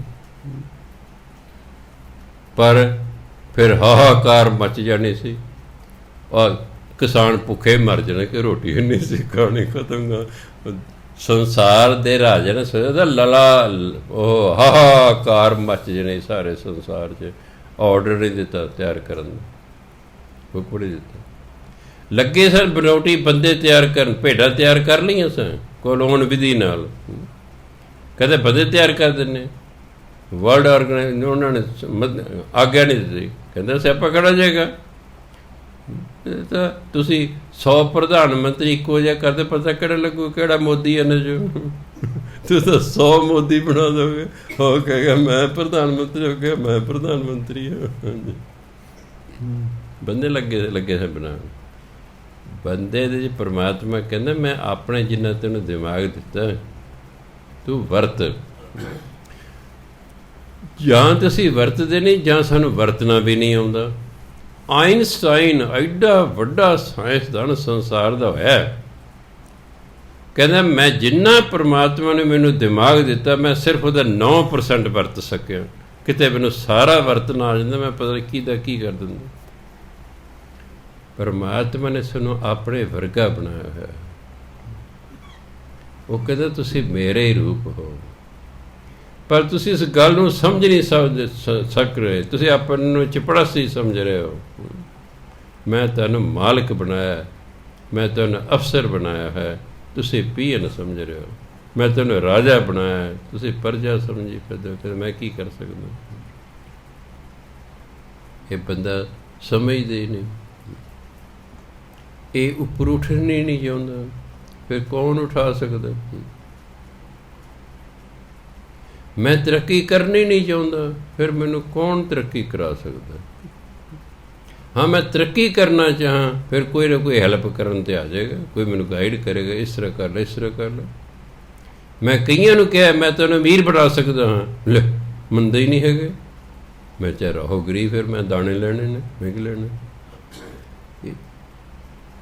ਮੈਨੂੰ ਕੁੰਜ ਅਮੀਰ ਹੋਣਾ ਚਾਹੁੰਦਾ ਹੈ, ਪਰ ਜੇ ਮੈਂ ਕਹਿੰਦਾ ਇਸ ਤਰ੍ਹਾਂ ਕਰੋਗੇ, ਨਹੀਂ ਮੰਨਦੇ। ਫਿਰ ਹੀ ਚੰਗਾ ਜਾਵੇ, ਖਾਈ ਜੋ ਤੱਕ ਪ੍ਰਦੇਸ਼ਾਂ 'ਚ ਜਾ ਕੇ, ਫਿਰ ਤੁਹਾਡਾ ਮੈਂ ਇੱਥੇ ਆਸਟ੍ਰੇਲੀਆ ਬਣਾ ਦਿੰਦਾ। ਉਹ ਕਹਿੰਦੇ ਇੱਥੇ ਕਿਵੇਂ ਆਸਟ੍ਰੇਲੀਆ ਆ ਸਕਦਾ। ਨਾ ਜੀ, ਬਸ ਮੈਂ ਇੱਥੇ ਨਹੀਂ, ਸਾਨੂੰ ਤਾਂ ਉੱਥੇ ਭੇਜੋ ਜੀ। ਉਹ ਮੈਂ ਤੁਹਾਨੂੰ ਇੱਥੇ ਅਮੀਰ ਕਰ ਦੇ। ਨਾ ਜੀ, ਬਸ ਤਾਂ ਕਨੇਡਾ ਜਾਣਾ ਜੀ। ਮੈਂ ਕਿਉਂ ਕਨੇਡਾ ਜਾ ਰਿਹਾ? ਕਹਿੰਦਾ ਅਮੀਰ ਹੋਣ ਲਈ। ਮੈਂ ਤੈਨੂੰ ਇੱਥੇ ਹੀ ਅਮੀਰ ਕਰ ਦੇਣਾ। ਕਰਨਾ ਜੀ, ਮੈਂ ਤਾਂ ਕਨੇਡਾ ਜਾਣਾ। ਮੈਂ ਤੈਨੂੰ ਇੱਥੇ ਅਮੀਰ। ਨਾ ਜੀ, ਮੈਂ ਤਾਂ ਕਨੇਡਾ ਜਾਣਾ। ਮੈਂ ਜਾਵੇ, ਮੈਂ ਹੁਣ ਲੋਕਾਂ ਨੂੰ ਕਹਿਣਾ ਹੀ ਬੰਦ ਕਰ, ਦਫਾ ਹੋ, ਜਿੱਥੇ ਮਰਜ਼ੀ ਮੇਰੇ ਨਾਲ ਜਾਓ। ਇਹ ਹੋਣਾ ਹੀ ਨਹੀਂ ਚਾਹੁੰਦੇ, ਇਹ ਆਪਣੀ ਖੁੱਡ 'ਚੋਂ ਬਾਹਰ ਆਉਣਾ ਹੀ ਨਹੀਂ ਚਾਹੁੰਦੇ। ਕਰੀਏ ਤਾਂ ਕਰੀਏ ਕੀ? ਕਹਿਣਾ ਉਹ ਸੂਰ ਬਿਰਤੀ ਮਨੁੱਖ ਦੀ ਹੋ ਗਈ। ਕਿਹੜਾ ਸੀ ਉਹ? ਹਾਂਜੀ, ਹਾਂ, ਨਾਰਦ ਮੁਨੀ ਆਕਾਸ਼ ਯਾਰ। ਹੇਠਾਂ ਕਿ ਸੂਰ ਨੂੰ ਵੇਖ ਲਿਬੜਿਆ ਤਿਬੜਿਆ ਚਿੱਕੜ ਨਾਲ, ਗੰਧ 'ਚ ਮੂੰਹ ਮਾਰ ਰਿਹਾ ਹੈ। ਉਹ ਹੇਠਾਂ ਉਤਰੇ, ਸੂਰ ਦੀ ਬੋਲੀ 'ਚ ਬੋਲੇ, ਮੈਂ ਸਵਰਗ ਨੂੰ ਜਾ ਰਿਹਾ, ਤੂੰ ਜਾਣਾ? ਉਹ ਕਹਿੰਦਾ ਉੱਥੇ ਕੀ ਹੁੰਦਾ? ਕਹਿੰਦਾ ਉੱਥੇ ਬਾਗ ਬਗੀਚੇ, ਬੜੀ ਹਰਿਆਵਲ, ਬੜੀ ਸੁੰਦਰਤਾ, ਉਹ ਦਰਖਤਾਂ ਨੂੰ ਬੜੇ ਫਲ ਲੱਗੇ ਹੁੰਦੇ ਨੇ, ਬਹੁਤ ਮੌਜੇ ਹੀ ਮੌਜੇ। ਕਹਿੰਦਾ ਮੈਨੂੰ ਇਹ ਦੱਸ, ਉੱਥੇ ਗੰਦੀਆਂ ਨਾਲੀਆਂ ਹੁੰਦੀਆਂ? ਉਹ ਕਹਿੰਦੇ ਨਾ, ਇਹ ਨਹੀਂ ਹੁੰਦੀਆਂ। ਕਿ ਤਾਂ ਨਹੀਂ ਜਾਂਦਾ ਮੈਂ, ਤਾਂ ਨਹੀਂ ਮੈਂ ਜਾਂਦਾ। ਹੁਣ ਕੀ ਕਰ, ਨਾਰਦ ਵਿਚਾਰਾ ਕੀ ਕਰੇ, ਹੁਣ ਤਰਸ ਆ ਕੇ ਚੱਲ ਯਾਰ ਇਹਨੂੰ ਲਈ ਚੱਲਦੇ ਆ। ਜਦੋਂ ਜਾਣ ਲੱਗੇ, ਧੰਨਾ ਭਗਤ ਜੀ ਗੱਡਾ ਸੀ ਉਹਨਾਂ ਕੋਲ, ਉਹਨੇ ਅਨਾਊਂਸਮੈਂਟ ਕਰਤੀ ਪਿੰਡ 'ਚ ਵੀ ਚੱਲ ਭਲਾ ਹੋ ਜੂਗਾ। ਕਹਿੰਦਾ ਭਾਈ ਮੈਂ ਕੱਲ੍ਹ ਨੂੰ ਸੱਚਖੰਡ ਜਾ ਰਿਹਾ ਗੱਡੇ ਸਮੇਤ, ਕਿਸੇ ਨੇ ਸੱਚਖੰਡ ਜਾਣਾ, ਮੇਰੇ ਇੰਨੇ ਵਜੇ ਤੱਕ ਮੇਰੇ ਗੱਡੇ 'ਤੇ ਬਹਿ ਜਾਓ। ਕੋਈ ਨਾ ਕੋਈ ਹੀ ਕਰੀ ਜਾਂਦਾ, ਕੋਈ ਕੁਛ ਜਾਂਦਾ। ਇੱਕ ਬੁੱਢੀ ਮਾਈ ਆ ਬੈਠੀ, ਇੰਨੇ ਚਿਰ ਨੂੰ ਭਗਤ ਧੰਨਾ ਜੀ, ਅੱਛਾ ਮਾਤਾ ਜੀ ਹੁਣ ਫਿਰ ਟਾਈਮ ਹੋ ਗਿਆ ਚੱਲੀਏ। ਉਹ ਕਹਿੰਦੇ ਪੁੱਤ ਮੈਨੂੰ ਕੰਮ ਯਾਦ ਆ ਗਿਆ, ਤੂੰ ਜਾ, ਮੈਂ ਫਿਰ ਕਦੇ ਆਊਂਗੀ। ਇਹ ਤਾਂ ਸੱਚਖੰਡ ਨੂੰ ਜਾਣ ਨੂੰ ਤਿਆਰ ਨਹੀਂ ਹੈ। ਇਹਨੇ ਸਵਰਗ ਨੂੰ ਕੀ ਜਾਣਾ, ਤਾਂ ਸੱਚਖੰਡ ਨੂੰ ਜਾਣ ਨੂੰ ਤਿਆਰ ਨਹੀਂ। ਔਰ ਜੇ ਵਾਕਈ ਹੁਣੇ ਹੀ ਆ ਜਾਏ ਕੋਈ ਵੀ ਆਓ ਤੁਹਾਨੂੰ ਸੱਚਖੰਡ ਲੈ ਚੱਲੇ, ਸਾਡੇ ਦੇ ਬੱਚੇ ਘਰ ਨੇ ਜੀ, ਸਾਨੂੰ ਦੱਸਿਆ ਨਹੀਂ ਕਰਿਆ ਨਹੀਂ, ਉਹ ਵਿਚਾਰੇ ਭਾਲੀ ਜਾਣਗੇ ਸਾਡਾ ਮਾਂ ਬਾਪ ਕਿੱਥੇ ਗਿਆ ਜੀ, ਅੱਜ ਦਾ ਦਿਨ ਠਹਿਰ ਜਾਓ, ਅਸੀਂ 10 ਲਈ ਕੱਲ੍ਹ ਨੂੰ ਚੱਲਾਂਗੇ। ਮੈਂ ਦਾਅਵੇ ਨਾਲ ਕਹਿੰਦਾ ਕੋਈ ਵੀ ਨਹੀਂ ਜਾਏਗਾ, ਇੱਕ ਵੀ ਨਹੀਂ ਸਾਡੇ 'ਚ ਜਾਏ। ਮੇਰੇ ਵਰਗੇ ਜੇ ਮਰਨ ਕਰਾ ਰਹੇ ਉਹ ਵੀ ਨਹੀਂ ਜਾਏਗਾ। ਓਹੋ ਮੈਂ ਤਾਂ ਜੀ ਕਮੇਟੀ ਨੂੰ ਦੱਸਣਾ ਸੀ ਸਾਰਾ ਵੀ ਫਲਾਣੇ ਥਾਂ ਫੰਡ ਹੈ, ਫਲਾਣੇ ਦਾ ਆਪਾਂ ਦੇਣਾ, ਆਹ ਕਰਨਾ। ਘੰਟਾ ਕਿਤੇ ਮੈਨੂੰ ਦੱਸਦਾ ਮੌਲਤ, ਸ਼ਾਇਦ ਮੈਂ ਵੀ ਨਾ ਜਾਵਾਂ। ਇਹ ਊਂ ਕਹੀ ਜਾਂਦਾ ਮੈਂ ਤਰੱਕੀ ਕਰਦਾ, ਫਲਾਣਾ ਕਰਦਾ। ਜਿਸ ਤਰੀਕੇ ਨਾਲ ਹੋਣੀ ਹੈ ਉਹ ਢੰਗ ਵਰਤਣ ਨੂੰ ਤਿਆਰ ਨਹੀਂ। ਉਂਝ ਕਿਸੇ ਝੁਰਲੂ ਥੋੜ੍ਹੇ ਮਾਰ ਦੇਣ ਵੀ ਹਾਂਜੀ ਚੱਲ ਤੂੰ ਅਮੀਰ ਹੋ ਗਿਆ। ਇਹ ਝੁਰਲੂ ਕੋਈ ਨਹੀਂ ਵੱਜਦੇ, ਇਹ ਮਿਹਨਤਾਂ ਕਰਨੀਆਂ ਪੈਂਦੀਆਂ। ਦੂਜਾ ਸਿਰਫ ਗਾਈਡ ਕਰਿਆ ਕਰਦਾ ਵੀ ਤੂੰ ਇਸ ਤਰ੍ਹਾਂ ਸੁਖੀ ਹੋ ਸਕਦਾ ਹੈ, ਤੂੰ ਇਸ ਤਰ੍ਹਾਂ ਅਮੀਰ ਹੋ ਸਕਦਾ ਹੈ, ਤੂੰ ਆਹ ਕਰ ਨਾ। ਇਹ ਕਰਨ ਨੂੰ ਤਿਆਰ ਨਹੀਂ ਹੁੰਦਾ, ਔੜਾ ਕਰ ਜਾ ਫਿਰ ਹੀ ਜਾਓ ਜਿੱਥੇ ਮਰਜੀ। ਹੁਣ ਗੁਰੂ ਮਹਾਰਾਜ ਕੀ ਕਰਨ, ਵਿਚਾਰੇ ਤੰਗ ਲਿਖ ਕੇ ਧਰ ਗਏ ਨੇ ਵੀ ਚਲੋ ਸਾਡੀ ਗੱਲ ਮੂੰਹ ਜ਼ਬਾਨੀ ਭੁੱਲ ਜਾਣੀ ਹੈ, ਲਿਖੀ ਜਾਈਏ। ਕਿੰਨੇ ਕੁ ਮੰਨਦੇ ਨੇ, ਮੱਥੇ ਟੇਕੀ ਜਾਂਦੇ। ਦੇਖੋ ਅਸੀਂ ਗੁਰੂ ਨੂੰ ਪੁੱਛਣ ਨਹੀਂ, ਮਹਾਰਾਜ ਤੁਹਾਡੀ ਕੀ ਸੇਵਾ ਕਰੀਏ, ਕੋਈ ਦੱਸੋ ਨਾ। ਜਾਂਦੇ ਮੰਗਣਾ ਸ਼ੁਰੂ, ਆਹ ਦੇ ਦੇ, ਉਹ ਦੇ ਦੇ, ਆਹ ਦੇ ਦੇ, ਉਹ ਦੇ ਦੇ, ਬਸ ਜਾ ਰਹੇ ਰੋਜ਼ ਜਾ ਰਹੇ। ਹਾਲਾ ਕਹਿੰਦਾ ਹਾਂ ਇਹ ਰੋਜ਼ ਮੱਥਾ ਟੇਕਣ ਜਾਂਦਾ ਜੀ, ਆਪਣੀ ਲੋੜ ਨੂੰ ਜਾਂਦਾ, ਉੱਥੇ ਮੰਗਣ ਜਾਂਦਾ ਹੈ। ਉਂਝ ਕੌਣ ਜਾਂਦਾ। ਸਮਾਂ ਹੀ ਹੋਰ ਹੋ ਗਿਆ। ਪਹਿਲਾਂ ਲੋਕ ਆਉਂਦੇ ਸਨ 2-2, 3-3 ਮਹੀਨੇ ਗੁਰੂ ਦੇ ਦਰ 'ਤੇ ਰਹਿਣਾ, ਸੇਵਾ ਕਰਦੇ ਰਹਿਣਾ। ਫਿਰ ਕੋਈ ਫਸਲ ਬੀਜਣ ਦਾ, ਵੱਢਣ ਦਾ ਵੇਲਾ, ਅੱਛੇ ਹੁਣ ਸਾਨੂੰ ਜਾਣ ਦੀ ਆਗਿਆ ਬਖਸ਼ੋ। ਗੁਰੂ ਮਹਾਰਾਜ ਆਪ ਪੁੱਛਣੇ ਪਾਏ, ਕਿਸੇ ਨੇ ਕੋਈ ਪੁੱਛਣਾ ਕੋਈ ਤਾਂ ਪੁੱਛਾ ਲਓ। ਸੇਵਾ ਕਰਦੇ ਸਨ। ਸੇਵਾ ਕਰਦੇ ਵੈਸੇ ਹੀ ਕਿਰਪਾ ਹੁੰਦੀ ਰਹਿੰਦੀ, ਇਨਡਾਇਰੈਕਟਲੀ। ਇੱਕ ਹੁੰਦੀ ਡਾਇਰੈਕਟਲੀ, ਆਪ ਜੀ ਸਾਰੇ ਇੰਗਲਿਸ਼ ਜਾਣਦੇ, ਡਾਇਰੈਕਟ ਇਨਡਾਇਰੈਕਟ। ਡਾਇਰੈਕਟ ਤਾਂ ਇਹ ਹੈ ਤੁਸੀਂ ਮੰਗਿਆ ਅਤੇ ਤੁਹਾਨੂੰ ਮਿਲ ਗਿਆ ਹੈ, ਇਹ ਤੁਹਾਨੂੰ ਪਤਾ ਲੱਗ ਗਿਆ। ਇਨਡਾਇਰੈਕਟਲੀ ਨਾ ਹੋ ਰਿਹਾ ਸਭ ਕੁਛ ਤੁਹਾਡੇ ਲਈ, ਤੁਸੀਂ ਸੇਵਾ ਕਰਦੇ ਹੋ, ਸਭ ਕੁਛ ਹੋ ਰਿਹਾ ਅੰਦਰ ਖਾਤੇ, ਬਸ ਸਿਰਫ ਤੁਹਾਨੂੰ ਸਿੱਧਾ ਨਹੀਂ ਪਤਾ ਲੱਗ ਰਿਹਾ। ਕਦੇ ਸੇਵਾ ਐਵੇਂ ਨਹੀਂ ਜਾਂਦੀ, ਘਾਲ ਨਾ ਬਿਰਥੀ ਜਾਏ, ਸੇਵਾ ਐਵੇਂ ਨਹੀਂ ਜਾਂਦੀ ਹੁੰਦੀ। ਕੁਝ ਨਾ ਮੰਗੋਗੇ ਤਾਂ ਵੀ ਤੁਹਾਨੂੰ ਪਰਮਾਤਮਾ ਨੇ ਉਹਦੇ ਬਦਲੇ ਦੇਣਾ ਹੈ। ਤੁਸੀਂ ਇੱਕ ਵਾਰ ਵੀ ਵਾਹਿਗੁਰੂ ਕਹਤਾ, ਉਹਦਾ ਵੀ ਤੁਹਾਨੂੰ ਫਲ ਮਿਲਣਾ। ਕੋਈ ਕਰਮ ਫਲ ਤੋਂ ਬਿਨਾਂ ਨਹੀਂ ਜਾਂਦਾ। ਕੋਈ ਵੀ ਕਰਮ ਕਰੋਗੇ, ਚੰਗਾ ਮੰਦਾ, ਵੱਡਾ ਛੋਟਾ, ਜਿੱਡਾ ਵੱਡਾ ਕਰਮ ਓਡਾ ਵੱਡਾ ਫਲ। ਇੱਕ ਦਿਨ ਸੇਵਾ ਕੀਤੀ ਹੈ, ਇੱਕ ਦਿਨ ਦਾ ਫਲ ਮਿਲਣਾ। 6 ਮਹੀਨੇ ਸੇਵਾ ਕੀਤੀ, 6 ਮਹੀਨੇ ਦਾ ਫਲ। 6 ਸਾਲ ਸੇਵਾ ਕੀਤੀ, ਉਹ ਫਲ ਮਿਲਦਾ। ਸੇਵਾ ਇੱਕ ਕਰਮ ਹੈ, ਐਵੇਂ ਨਹੀਂ ਜਾਂਦੀ, ਐਵੇਂ ਨਹੀਂ ਜਾਂਦੀ ਸੇਵਾ। ਮਾਂ ਪਿਓ ਦੀ ਸੇਵਾ ਕਰਦੇ ਹੋ, ਅਸੀਸ ਦਿੰਦੇ ਨੇ। ਜਿਹਦੀ ਵੀ ਤੁਸੀਂ ਸੇਵਾ ਕਰਦੇ ਹੋ, ਕਈ ਵਾਰੀ ਬੋਲ ਕੇ ਨਹੀਂ ਕਹਿੰਦਾ, ਉਹਦੀ ਆਤਮਾ ਕਹਿੰਦੀ ਹੁੰਦੀ ਹੈ ਭਾਈ ਇਹ ਸੇਵਾ ਕਰਦੀ ਹੈ ਜਾਂ ਕਰਦਾ ਹੈ, ਉਹ ਸਹਿਜ ਸੁਭਾਅ ਕਿਰਪਾ ਹੁੰਦੀ ਰਹਿੰਦੀ ਹੈ। ਕਿਉਂ? ਸੇਵਾ ਵੀ ਉਹੀ ਕਰ ਸਕਦਾ ਜਿਹਦੀ ਡਿਊਟੀ ਪਰਮਾਤਮਾ ਲਾਵੇ, ਦੂਜਾ ਨਹੀਂ ਕਰ ਸਕਦਾ। ਕਈ ਸਾਲ ਪਹਿਲਾਂ ਮੈਂ ਆਪ ਹੀ ਝਾੜੂ ਫੇਰਿਆ, ਕਦੇ ਕੱਚਾ ਹੁੰਦਾ ਸੀ ਅੱਗੇ ਸੜਕ ਤੋਂ ਪਰਲਾ ਪਾਸੇ, ਜਿੰਨਾ ਝਾੜੂ ਫੇਰਦਾ ਸੀ ਹਰ ਰੋਜ਼ ਉੱਠ ਕੇ। ਫਿਰ ਚਬੱਚਾ ਜਿਹਾ ਬਣਿਆ ਹੁੰਦਾ ਸੀ, ਜਿਹੜਾ ਪਹਾੜੀ ਸੀ ਟੂਟੀਆਂ ਟਾਟੀਆਂ ਦਾ, ਉਹ 'ਚ ਬੱਚੇ 'ਚ ਪੈਦਾ ਰਹਿੰਦਾ ਵੀ ਸੜਕ ਨਾ ਐਵੇਂ ਗਿੱਲੀ ਹੁੰਦੀ ਰਹੇ। ਝਾੜੂ ਝੂੜੂ ਫੇਰ ਕੇ ਫਿਰ ਚਬੱਚੇ 'ਚ ਬਾਲਟੀਆਂ ਨਾਲ ਪਾਣੀ ਭਰ ਕੇ ਸਾਰਾ ਉੱਥੇ ਛਿੜਕ ਦੇਣਾ। ਇੱਕ ਦਿਨ ਝਾੜੂ ਫੇਰ ਇੱਕ ਬੀਬੀ ਮੱਥਾ ਟੇਕਣੇ ਕੋਲ, ਲਿਓ ਵੀਰ ਜੀ ਮੈਂ ਕਰ ਦੇਣਾ ਸੇਵਾ। ਮੈਂ ਚਲੋ ਤੁਸੀਂ ਕਰ ਲਓ ਜੀ। ਮੈਨੂੰ ਤਾਂ ਐਸੇ ਵੀ ਚਲੋ ਕਰ, ਨਹੀਂ ਜੀ ਮੈਂ ਲੱਗਾ ਹੋਇਆ ਬਸ ਤੁਸੀਂ ਜਾਓ। ਮੈਂ ਸੱਚੀ ਮੈਂ ਕਰ ਲਓ ਜੀ। ਮੈਂ ਹੱਥ ਧੋ ਕੇ ਅੰਦਰ ਆ ਗਿਆ। ਚਲੋ ਉਹ ਝਾੜੂ ਪੇ ਚਲੀ ਗਈ। ਅਗਲੇ ਦਿਨ ਫਿਰ ਮੈਂ ਝਾੜੂ ਫੇਰ ਰਿਹਾ, ਉਹ ਫਿਰ ਮੱਥਾ ਟੇਕਣ ਆਈ, ਫਿਰ ਨਹੀਂ ਉਹਨੇ ਕਿਹਾ।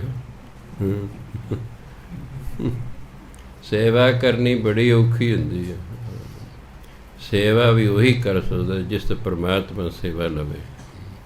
ਜਿਸ ਤੋਂ ਪਰਮਾਤਮਾ ਸੇਵਾ ਲੈਂਦਾ ਉਹਦੇ ਅੰਦਰ ਸ਼ੌਕ ਸਭ ਕੁਛ ਉਹਦੇ ਅੰਦਰ ਪੈਦਾ ਕਰ ਦਿਓ, ਗੁਣ ਪੈਦਾ ਕਰਦਾ ਸੇਵਾ ਦਾ।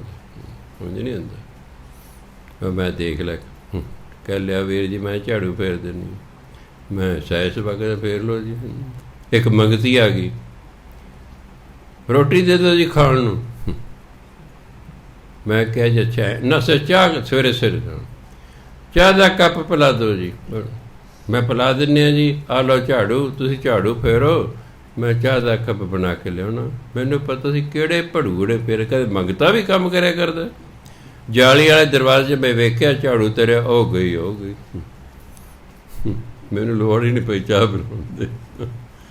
ਹੁਣ ਜੀ ਬਸ ਤੁਹਾਡੇ ਕੋਈ ਨੌਕਰ ਲੱਗਿਆ ਵੀ ਤੁਹਾਨੂੰ ਚਾਹ ਪਿਲਾਉਂਦੇ ਫਿਰ। ਤੁਸੀਂ ਕੀ ਕੀਤਾ ਵੀ ਤੁਹਾਨੂੰ ਚਾਹ ਪਿਲਾਉਂਦੇ ਫਿਰੀ? ਮਜ਼ਦੂਰ ਮਜ਼ਦੂਰੀ ਕਰਦਾ, ਅਸੀਂ 2 ਟਾਈਮ ਨੂੰ ਚਾਹ ਪਿਲਾਉਂਦੇ ਹਾਂ। ਵਧੀਆ ਕੰਮ ਕਰਦੇ ਨਾਲ ਖਾਣ ਪੀਣ ਨੂੰ ਦਿੰਦੇ ਹਾਂ। ਉਂਝ ਕੌਣ ਹੈ? ਵੇਲੜ ਲੋਕ ਜਿਹੜਾ ਚੰਗਾ ਭਲਾ ਮੰਗਦਾ ਲੱਤਾਂ ਬਾਹਾਂ ਕੰਮ, ਉਹਨੂੰ ਕੁਛ ਨਹੀਂ ਦੇਣ ਦੀ ਲੋੜ। ਚਲੋ ਚਲੋ ਨਾ ਕੁਛ ਕਹਿੰਦੇ, ਜਾਓ ਜਾਓ ਚੁੱਪ ਕਰ ਰਹੋ। ਆਪੇ ਮਾਈ ਖਿਲਾਉਣਾ 2-4 ਵਾਰੀ ਖੜਕਾ ਖੜੂਕੂਗਾ, ਆਪੇ ਚਲੇ ਜੇ ਮੁੜ ਕੇ ਨਹੀਂ ਆਉਂਦੇ। ਵੇ ਨਹੀਂ ਕੁਛ ਦਿੰਦੇ। ਜੇ ਤੁਸੀਂ ਅੱਗੋਂ ਚੱਲ ਚੱਲ ਮਾਈ ਚੱਲ, ਫਿਰ ਉਹ ਬੋਲੀ ਜਾਏਗੀ ਸ਼ਾਇਦ ਹੁਣ ਕੋਈ ਗੱਲ ਬਣ ਜਾਏ। ਨਾ ਉਹਦੇ ਵੱਲ ਵੇਖਣੇ ਨਹੀਂ। ਜੇ ਤੁਹਾਡਾ ਜਵਾਕ ਡਿੱਗ ਪਿਆ ਉਹਦੇ ਵੱਲ ਵੇਖੋਗੇ, ਉਹ ਬਾਂ ਬਾਂ ਕਰੇਗਾ, ਉੱਧਰ ਮੂੰਹ ਕਰ ਲਓ। ਉਹ ਕਿਉਂ ਸਾਈਕੋਲੋਜੀ ਕਹਿੰਦੀ ਤੁਹਾਡਾ ਧਿਆਨ ਖਿੱਚਣ ਲਈ ਉਹ ਬਾਂ ਬਾਂ ਕਰਦਾ, 60-60 ਨੂੰ ਬੜੀ ਵੱਜੀ। ਮੂੰਹ ਪਰਾਂ ਨੂੰ ਕਰ ਲਓ, ਯਾਰ ਕੋਈ ਮੈਨੂੰ ਟੈਂਡ ਹੀ ਨਹੀਂ ਕੀਤਾ, ਛੇਤੀ ਚੁੱਪ ਕਰ ਜਾਏਗਾ। ਜਦ ਕਿ ਹਾਏ ਹਾਏ ਪੁੱਤ ਕੀ ਹੋ ਗਿਆ, ਉਹ ਹੋਰ ਉੱਚੀ ਉੱਚੀ ਰੋਂਦਾ। ਤਮਾਸ਼ਾ ਤੁਹਾਡਾ ਫਸਟ ਹੈਂਡ ਐਕਸਪੀਰੀਅੰਸ ਹੈ, ਮੈਨੂੰ ਵੇਖ ਕੇ ਤਜਰਬਾ ਹੋਇਆ ਜਾਂ ਪੜ੍ਹ ਕੇ ਹੋਇਆ ਹੈ। ਕਹਿੰਦੇ ਜੇ ਕਾਫੀ ਦੇਰ ਰੋਣੋਂ ਨਾ ਹਟੇ ਫਿਰ ਉਹਨੂੰ ਜਾਓ ਚੱਕੋ, ਨਹੀਂ ਵਾਕਈ ਦੇ ਕੋਈ 60 ਵਜੇ ਬੈਠੇ, ਨਹੀਂ ਕੋਈ ਆਪੇ ਚੁੱਪ ਕਰ ਜਾਏਗਾ। ਸੋ ਅਟੈਂਡ ਹੀ ਨਾ ਕਰੋ, ਆਪੇ ਚਲੋ ਚਲੋ ਜਾਣਗੇ। ਅਟੈਂਡ ਕਰੋਗੇ ਫਿਰ ਹੀ ਅਗਲਾ ਖੜਾ ਰਹਿੰਦਾ। ਇੱਕ ਦਿਨ ਪਾਦਾ, ਦੂਜੇ ਦਿਨ ਫੇਰ ਆ ਜਾਣਾ। ਇੱਕ ਦਿਨ 12 ਕੁੱਤੇ ਨੂੰ ਤੁਸੀਂ ਰੋਟੀ ਪਾਈ, ਦੂਜੇ ਦਿਨ ਉਸੇ ਟਾਈਮ 'ਤੇ ਫੇਰ ਆਊਗਾ। ਫਿਰ ਪਾ ਤੀਜੇ ਦਿਨ ਆਪੇ ਹੋਊਗਾ, ਫਿਰ ਆਪੇ ਹੀ ਆਈ ਜਾਏਗਾ ਰੋਜ਼। ਮੰਗਤਿਆਂ ਦਾ ਵੀ ਇਹੀ ਹੈ। ਸ਼ਨੀਵਾਰ ਨੂੰ ਇੱਕ ਵਾਰੀ ਪਾਤਾ ਤੁਸੀਂ, ਹਰ ਸ਼ਨੀਵਾਰ ਨੂੰ ਆ ਜਾਏਗਾ। ਹੁਣ ਉਹਨਾਂ ਨੂੰ ਇੱਕ ਹੋਰ ਹੱਲ ਲੱਭ ਲਿਆ ਵੀ ਇਹ ਤਾਂ 6-7 ਦਿਨਾਂ ਬਾਅਦ, ਹੁਣ ਮੰਗਲਵਾਰ ਨੂੰ ਵੀ ਆਉਣ ਲੱਗ ਪੈਣ। ਉਹ ਭਾਵੇਂ ਮੰਗਲ ਗ੍ਰਹਿ ਤੁਹਾਡਾ ਦੂਰ ਹੁੰਦਾ, ਤੇਲ ਪਾਉਣ ਵਾਲੇ ਗ੍ਰਹਿ ਦੂਰ ਹੁੰਦੇ, ਫਿਰ ਤਾਂ ਬੜੀ ਵਧੀਆ ਗੱਲ। ਰੁਪਈਏ 2 ਰੁਪਏ ਤੇਲ ਪਾ ਦੇ ਮੌਜਾਂ ਨੇ। ਫਿਰ 40 ਦਿਨ ਦੇ ਇੱਥੇ ਚਲੀਹਾ ਕਰਨ ਦੀ ਲੋੜ ਨਹੀਂ, ਗ੍ਰਹਿ ਦੂਰ ਹੋ ਗਏ। ਕੀ ਗਰੰਟੀ ਹੈ ਵੀ ਦੂਰ ਹੋ ਗਏ? ਕੋਈ ਗਰੰਟੀ ਵੀ ਤਾਂ ਹੋਣੀ ਚਾਹੀਦੀ ਹੈ। ਮੈਂ ਧਰਨ ਵਾਲੇ ਕੋਲ ਗਿਆ, ਚਲੋ ਉਹਦੇ ਮੰਤਰ ਜੇ ਪੜ੍ਹਤੇ, ਮੈਂ ਜੀ ਕੀ ਸਬੂਤ ਹੈ ਬਈ ਇਹ ਮੇਰੀ ਧਰਨ ਠੀਕ ਹੋ ਗਈ ਹੈ? ਕਹਿੰਦੇ ਕੱਲ੍ਹ ਭੁੱਖ ਲੱਗਣ ਲੱਗ ਜਾਏਗੀ, ਇਹ ਸਬੂਤ ਹੈ। ਮੇਰੀ ਭੁੱਖ ਲੱਗਣ ਲੱਗ ਗਈ। ਮੈਂ ਹਾਂ ਵੀ ਠੀਕ ਹੈ, ਹੋ ਗਈ ਧਰਨ ਠੀਕ। ਨਹੀਂ ਤਾਂ 6 ਮਹੀਨੇ ਮੈਨੂੰ ਭੁੱਖ ਹੀ ਨਹੀਂ ਲੱਗੀ। ਅਖੀਰ ਨੂੰ ਫੋਰਨ ਕੰਟਰੀ ਵਾਲੇ ਕਹਿਣ ਲੱਗੇ, ਬਾਬਾ ਜੀ ਨਾ ਤੁਸੀਂ ਹੁਣ ਤੁਹਾਡਾ ਚਿਹਰਾ ਲਿੱਸਾ ਲੱਗਦਾ, ਪਰ ਮੈਂ ਤੁਹਾਨੂੰ ਆਪਣੇ ਕੀ ਦੁੱਖ ਦੱਸਾਂ, ਮੈਂ ਬੜੇ ਪਾਸਿਓਂ ਘਿਰ ਗਿਆ ਹਾਂ। ਉੱਧਰ ਮੇਰੀ ਬਾਂਹ ਦੁਖਦੀ ਹੈ, ਮੈਨੂੰ ਰਾਤ ਨੂੰ ਸੌਣ ਨਹੀਂ ਦਿੰਦੇ। ਉੱਧਰ ਮੈਨੂੰ ਪਤਾ ਨਹੀਂ ਸੀ ਵੀ ਧਰਨ ਪੈ ਗਏ। ਮੈਂ ਉੱਧਰ ਮੈਨੂੰ ਭੁੱਖ ਨਹੀਂ ਲੱਗਦੀ ਹੈ। ਰੋਟੀ ਵੱਲ ਤਾਂ ਮੇਰਾ ਦੇਖਣ ਨੂੰ ਜੀਅ ਨਹੀਂ ਕਰਦਾ, ਖਾਣਾ ਦਾ ਕੀ ਹੈ। ਪਰ ਵੱਡੀ ਉਮਰ ਹੋਣ ਕਰਕੇ, ਸਿਆਣਾ ਹੋਣ ਕਰਕੇ ਮੈਂ ਕਹਿੰਦਾ ਜੇ ਨਹੀਂ ਖਾਵਾਂਗਾ ਤਾਂ ਮੈਨੂੰ ਆਪਣਾ ਭਰਾ ਯਾਦ ਆ ਜਾਂਦਾ ਸੀ। ਉਹਦਾ ਨਾਂ ਆਸਾ ਸਿੰਘ ਸੀ। ਉਹ ਪੀਆ ਕਰਦਾ ਸੀ, ਉਹ ਪੀ ਕੇ ਮਰ ਗਿਆ। ਜਦੋਂ ਜਿਉਂਦਾ ਸੀ, ਇੱਕ ਮੈਂ ਬੈਠਾ, ਰਿਸ਼ਤੇਦਾਰੀ ਜਾਣਾ ਹੀ ਹੁੰਦਾ, ਹੱਸ ਰਿਹਾ, ਕਹਿੰਦਾ ਦੇਖੋ ਜਦੋਂ ਮੈਂ ਮਰਿਆ ਲੋਕ ਕਹਿਣਗੇ ਆਸਾ ਸਿੰਘ ਕਿਵੇਂ ਮਰ ਗਿਆ? ਕਿ ਲੋਕ ਕਹਿਣਗੇ ਪੀ ਕੇ ਮਰ ਗਿਆ। ਕਹਿੰਦਾ ਮੇਰਾ ਭਰਾ ਇਹ ਜਦੋਂ ਮਰਿਆ ਕਹਿਣਗੇ ਜੈਮਲ ਸਿੰਘ ਕਿਵੇਂ ਮਰਿਆ? ਕਹਿੰਦੇ ਭੁੱਖਾ ਮਰ ਗਿਆ। ਤੇ ਮੈਨੂੰ ਯਾਦ ਹੈ ਕਿ ਜੈਫਰ ਸਿੰਘ ਵੀ ਤੈਨੂੰ ਭੁੱਖ ਨਹੀਂ ਲੱਗਦੀ, ਤੂੰ ਵੀ ਤਿਆਰੀ ਕਰ ਲੈ। ਉਹਦੇ ਪੀ ਪੀ ਕੇ ਮਰ ਗਿਆ, ਤੂੰ ਵਾਕਈ ਭੁੱਖਾ ਮਰੇਗਾ, ਨੇੜੇ ਹੀ ਹੈ ਕੰਮ। ਉਹ ਮੈਨੂੰ ਆਪਣਾ ਭਰਾ ਰੋਜ਼ ਯਾਦ ਆਉਂਦਾ ਸੀ। ਹੁਣ ਹਟ ਗਿਆ, ਹੁਣ ਮੈਨੂੰ ਭੁੱਖ ਲੱਗਣ ਲੱਗ ਪਈ। ਮੈਂ ਉਹ ਕਹਿੰਦਾ ਕਿਉਂ ਮੇਰਾ ਨਾਮ ਜਪਦਾ ਨਾ ਜੈਮਲ ਸਿੰਘ ਮਾਤ ਲੋਕ 'ਚ। ਸੋ ਇਹ ਮੈਂ ਭੁੱਖ ਮੈਨੂੰ ਨਹੀਂ ਲੱਗਦੀ, ਬਾਂਹ ਮੇਰੀ ਹਰ ਵਕਤ ਦੁਖਦੀ ਰਹਿੰਦੀ ਹੈ। ਜਿਹਨੇ ਬੰਦੇ ਰੋਟੀ ਨਹੀਂ ਖਾਣੀ ਉਹਨੇ ਦਿਨੇ ਰਾਤ ਬੇਆਰਾਮ ਰਹਿਣਾ ਹੈ। ਇਹ ਤਾਂ ਝੂਠਾ ਕਹਿੰਦਾ ਜੈਮਲ ਸਿੰਘ ਬਾਬਾ ਕੀ ਹਾਲ ਚਾਲ, ਆਨੰਦ ਮੰਗਲ ਹੈ ਜੀ, ਸਭ ਝੂਠ ਉੱਪਰੋਂ। ਵੀ ਇਹਨੂੰ ਕੀ ਕਹਿਣਾ, ਦੂਰ ਬੈਠਾ ਵਿਚਾਰਾ, ਕੋਈ ਯੂਪੀ ਬੈਠਾ, ਕੋਈ ਹਰਿਆਣੇ 'ਚ ਬੈਠਾ, ਉਹਨੂੰ ਕੀ ਕਹੀਏ ਵੀ ਹਾਂ ਮੈਂ ਉਹਨਾਂ ਕੋਲ ਵਿਚਾਰਿਆਂ ਕੋਲ ਕੀ ਹੱਲ ਹੈ। ਮੈਂ ਕਿਹਾ ਹਾਂ ਆਨੰਦ ਮੰਗਲ ਹੈ ਜੀ। ਹੋਰ ਕਿਆ, ਕੋਈ ਨਾ ਕੋਈ ਦੱਸ ਦਿੰਦਾ ਸੀ ਵੀ ਉਹਨਾਂ ਦੀ ਬਾਂਹ ਦੁਖਦੀ, ਨਹੀਂ ਮੈਂ ਹੁਣ ਪਹਿਲਾਂ ਨਾਲ ਠੀਕ ਹੈ। ਹੋਰ ਕੀ ਕਰੀਏ ਵੀ ਇਹ ਮਨ ਖਰਾਬ ਹੋਵੇਗਾ ਦਾ। ਮੈਂ ਲਿੱਸੇ ਤੇ ਆਪੇ ਹੁਣ ਮੈਂ ਠੀਕ 15-20 ਦਿਨਾਂ 'ਚ ਠੀਕ ਹੋ ਜਾਏਗਾ ਚਿਹਰਾ। ਹੁਣ ਮੈਂ ਖਾਣ ਪੀਣ ਲੱਗ ਪਿਆ, ਦਰਦ ਮੇਰੀ ਦੂਰ ਹੋ ਗਈ, ਭੁੱਖ ਲੱਗਣ ਲੱਗ ਪਈ। ਜੋ ਮੈਂ ਖੁਰਾਕ ਖਾਵਾਂਗਾ ਆਪੇ ਠੀਕ ਹੋ ਜਾਏਗੀ। ਸੋ ਤਾਂ ਗੁਰੂ ਮਹਾਰਾਜ ਕਹਿੰਦੇ ਇਸ ਰਤਨ ਦਾ ਕੋਈ ਵਿਰਲਾ ਟਾਵਾਂ ਵਪਾਰੀ ਹੈ, ਅੰਮ੍ਰਿਤ ਭੋਜਨ ਕਰੇ ਆਹਾਰੀ। ਕੋਈ ਵਿਰਲਾ ਟਾਵਾਂ ਜਿਹੜੇ ਨਾਮ ਰੂਪੀ ਭੋਜਨ ਦਾ ਆਹਾਰ ਕਰਦਾ, ਜਿਹੜੇ ਨਾਮ ਰੂਪ ਜਿਸ ਨੇ ਨਾਮ ਨੂੰ ਭੋਜਨ ਬਣਾਇਆ ਹੋਇਆ, ਉਹ ਵਿਰਲਾ ਟਾਵਾਂ। ਮਨ ਤਨ ਅਰਪੇ ਸੇਵ ਕਰੀਜੈ, ਕਵਣ ਸੋ ਜੁਗਤ ਜਿਤ ਕਰ ਭੀਜੈ। ਕਹਿੰਦੇ ਮੈਂ ਆਪਣਾ ਮਨ, ਮੈਂ ਆਪਣਾ ਤਨ ਉਹਨੂੰ ਅਰਪਣ ਕਰ ਦਿਆਂਗਾ, ਉਹਦੀ ਸੇਵਾ ਕਰਾਂਗਾ। ਕਵਣ ਸੋ ਜੁਗਤ ਜਿਤ ਕਰ ਭੀਜੈ। ਉਹ ਕਿਹੜੀ ਜੁਗਤੀ ਹੈ ਜਿਸ ਨੂੰ ਵਰਤ ਕੇ ਪਰਮਾਤਮਾ ਮੇਰੇ 'ਤੇ ਭੀਜੈ, ਪ੍ਰਸੰਨ ਹੋ ਜਾਏ। ਉਹ ਕਿਹੜੀ ਜੁਗਤੀ ਹੈ, ਉਹ ਕਿਹੜਾ ਢੰਗ ਹੈ। ਜੇ ਕੋਈ ਮੈਨੂੰ ਦੱਸ ਦੇ, ਕਹਿੰਦੇ ਮੈਂ ਆਪਣਾ ਤਨ ਮਨ ਅਰਪਣ ਕਰ ਦਾਂਗਾ। ਪਾਏ ਲਗਾਉ ਤਜ ਮੇਰਾ ਤੇਰਾ, ਕਵਣ ਸੋ ਜਨ ਜੋ ਸੌਦਾ ਜੋਰ। ਕਹਿੰਦੇ ਮੈਂ ਆਪਣਾ ਪਰਾਇਆ ਦਾ ਖਿਆਲ ਛੱਡ ਕੇ ਉਹਦੇ ਪੈਰੀ ਲੱਗਾ ਪਵਾਂਗਾ, ਮੈਂ ਉਹਦੇ ਚਰਨੀ ਲੱਗਾਂਗਾ। ਕਵਣ ਸੋ ਜਨ ਜੋ ਸੌਦਾ ਜੋਰ। ਐਸਾ ਕਿਹੜਾ ਵਿਅਕਤੀ ਹੈ ਜਿਹੜਾ ਮੈਨੂੰ ਨਾਮ ਦਾ ਸੌਦਾ ਦੇ ਕੇ ਦੇਵੇ, ਜਿਹੜਾ ਮੈਨੂੰ ਨਾਮ ਦਾ ਸੌਦਾ ਪਰਮਾਤਮਾ ਦਾ ਲੈ ਕੇ ਦੇਵੇ। ਕਹਿੰਦਾ ਐਸਾ ਕਿਹੜਾ ਜਨ, ਕਿਹੜਾ ਭਗਤ ਹੈ। ਮਹਿਲ ਸ਼ਾਹ ਕਾ ਕਿਨ ਬਿਦ ਪਾਵੈ। ਸ਼ਾਹ ਦਾ ਮਹਿਲ, ਪਰਮਾਤਮਾ ਦਾ ਮਹਿਲ ਸੱਚਖੰਡ। ਸੱਚਖੰਡ ਕਹਿੰਦੇ ਕਿਸ ਤਰੀਕੇ ਨਾਲ ਪ੍ਰਾਪਤ ਹੁੰਦਾ ਹੈ। ਕਵਰ ਸੋ ਵਿਦ ਜਿਤ ਭੀਤਰ ਬੁਲਾਵੇ। ਉਹ ਕਿਹੜੀ ਵਿਧੀ ਹੈ ਮੈਂ ਉਹ ਅਖਤਿਆਰ ਕਰਾਂ ਜਿਸ ਕਰਕੇ ਪਰਮਾਤਮਾ ਮੈਨੂੰ ਆਪਣੇ ਮਹਿਲ ਦੇ ਵਿੱਚ ਬੁਲਾ ਲਵੇ, ਵਿੱਚ ਬੁਲਾ ਲੈ। ਕਹਿੰਦੇ ਮੈਂ ਕਿਹੜੀ ਵਿਧੀ ਅਪਣਾਵਾਂ। ਤੂੰ ਵੱਡ ਸ਼ਾਹ ਜਾ ਕੇ ਕੋਟ ਬਣ ਜਾ ਰਹੇ। ਤੂੰ ਤੇ ਐਡਾ ਵੱਡਾ ਸ਼ਾਹੂਕਾਰ ਹੈ, ਤੇਰੇ ਤੇ ਕਰੋੜਾਂ ਹੀ ਵਪਾਰੀ ਨੇ, ਤੇਰੇ ਨਾਮ ਦੇ ਕਹਿੰਦੇ ਕਰੋੜਾਂ ਹੀ ਵਪਾਰੀ ਨੇ, ਤੂੰ ਐਡਾ ਵੱਡਾ ਸ਼ਾਹੂਕਾਰ ਹੈ। ਕਵਣ ਸੋ ਦਾਤਾ ਲੈ ਸੰਚਾਰ। ਸੰਚਾਰੀ ਦਾ ਪਹੁੰਚਾਉਣਾ। ਉਹ ਕਿਹੜਾ ਦਾਤਾ ਹੈ ਜਿਹੜਾ ਮੈਨੂੰ ਪਰਮਾਤਮਾ ਤੱਕ ਪਹੁੰਚਾ ਦੇਵੇ, ਮੈਨੂੰ ਨਾਮ ਦਾ ਦਾਨ ਦੇਵੇ, ਮੈਂ ਪਰਮਾਤਮਾ ਤੱਕ ਪਹੁੰਚ ਸਕਾਂ। ਖੋਜਤ ਖੋਜਤ ਨਿਜ ਘਰ ਪਾਇਆ। ਖੋਜਦੇ ਖੋਜਦੇ ਮੈਨੂੰ ਪਰਮਾਤਮਾ ਦਾ ਘਰ ਮਿਲ ਗਿਆ। ਨਿਜ ਘਰ ਪਰਮਾਤਮਾ ਦਾ ਘਰ।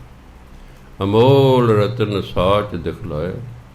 ਪਰਮਾਤਮਾ ਦਾ ਨਾਮ ਜੋ ਅਮੋਲਕ ਰਤਨ ਹੈ, ਉਹ ਪਰਮਾਤਮਾ ਨੇ ਮੈਨੂੰ ਦਿਖਾ ਦਿੱਤਾ। ਕਰ ਕਿਰਪਾ ਜਾਂ ਮੇਲੇ ਸ਼ਾਹ। ਜਦੋਂ ਪਰਮਾਤਮਾ ਕਿਰਪਾ ਕਰਕੇ ਆਪਣੇ ਨਾਲ ਮਿਲਾਉਂਦਾ ਨਾ, ਕਹੋ ਨਾਨਕ ਗੁਰ ਕਹਿ ਵੈਸਾ। ਮਿਲਾਉਂਦਾ ਕਿਵੇਂ? ਗੁਰੂ ਦੀ ਗਵਾਹੀ ਰਾਹੀਂ, ਗੁਰੂ ਦੇ ਵਿਸ਼ਵਾਸ ਰਾਹੀਂ। ਗੁਰੂ ਹਾਮੀ ਭਰਦਾ ਤਾਂ ਪਰਮਾਤਮਾ ਮਿਲਾਉਂਦਾ ਹੈ। ਸੋ ਕਹਿੰਦਾ ਭਾਵ ਹੈ ਕਿ ਕੌਣ ਸਾਨੂੰ ਪਰਮਾਤਮਾ ਨਾਲ ਮਿਲਾਏਗਾ? ਗੁਰੂ ਬੁਲਾਏਗਾ। ਕਿਸ ਵਿਧੀ ਨਾਲ ਮਿਲਾਏਗਾ? ਨਾਮ ਜਪਾ ਕੇ ਮਿਲਾਏਗਾ। ਭਾਵ ਦੱਸਣ ਤੋਂ ਆ ਸੀ ਕਿ ਮੈਂ ਸ਼ਾਹ ਦੇ ਪਰਮਾਤਮਾ ਦੇ ਘਰ ਜਾਣਾ ਹੈ। ਮੈਨੂੰ ਕੌਣ ਮਿਲਾਏਗਾ? ਕਹਿੰਦੇ ਗੁਰੂ ਮਿਲਾਏਗਾ। ਕਿਸ ਤਰੀਕੇ ਨਾਲ ਮਿਲਾਏਗਾ? ਨਾਮ ਜਪਾ ਕੇ ਮਿਲਾਏਗਾ। ਸੋ ਜਿੰਨੇ ਪਰਮਾਤਮਾ ਨੂੰ ਮਿਲਣਾ ਹੈ ਉਹਦੇ ਲਈ ਗੁਰੂ ਵਾਲਾ ਹੋਣਾ ਜ਼ਰੂਰੀ ਹੈ। हाँ जे ये नहीं मिलना फिर भावें ਅੰਮ੍ਰਿਤ ਨਾ ਛਕੋ। ਟੂ ਬੀ ਵੈਰੀ ਫਰੈਂਕ, ਬਾਣੀ ਨੇ ਤੁਹਾਡੇ ਕਾਰਜ ਸਵਾਰੀ ਜਾਣੇ ਨੇ।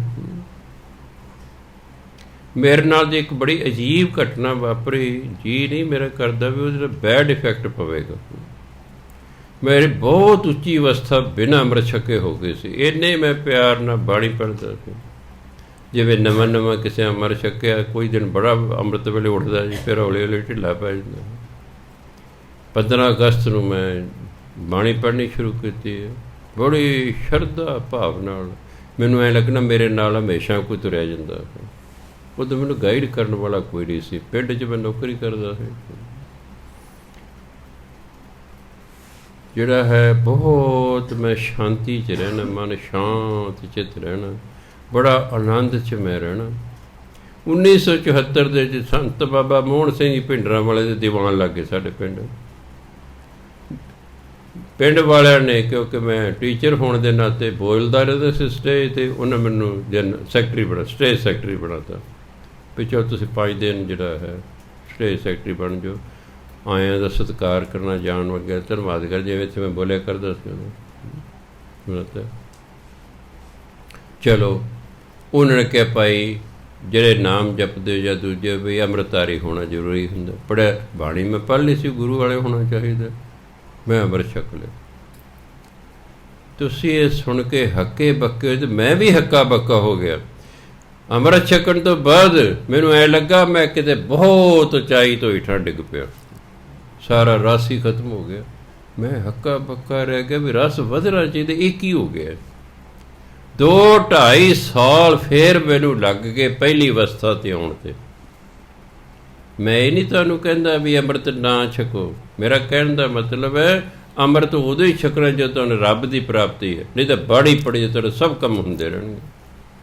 ਬਾਣੀ ਸਰਬ ਸਾਂਝੀ ਬਾਣੀ ਹੈ। ਹਿੰਦੂ ਪੜ੍ਹੋ, ਸਿੱਖ ਪੜ੍ਹੋ, ਈਸਾਈ ਪੜ੍ਹੋ, ਮੁਸਲਮਾਨ ਪੜ੍ਹੋ।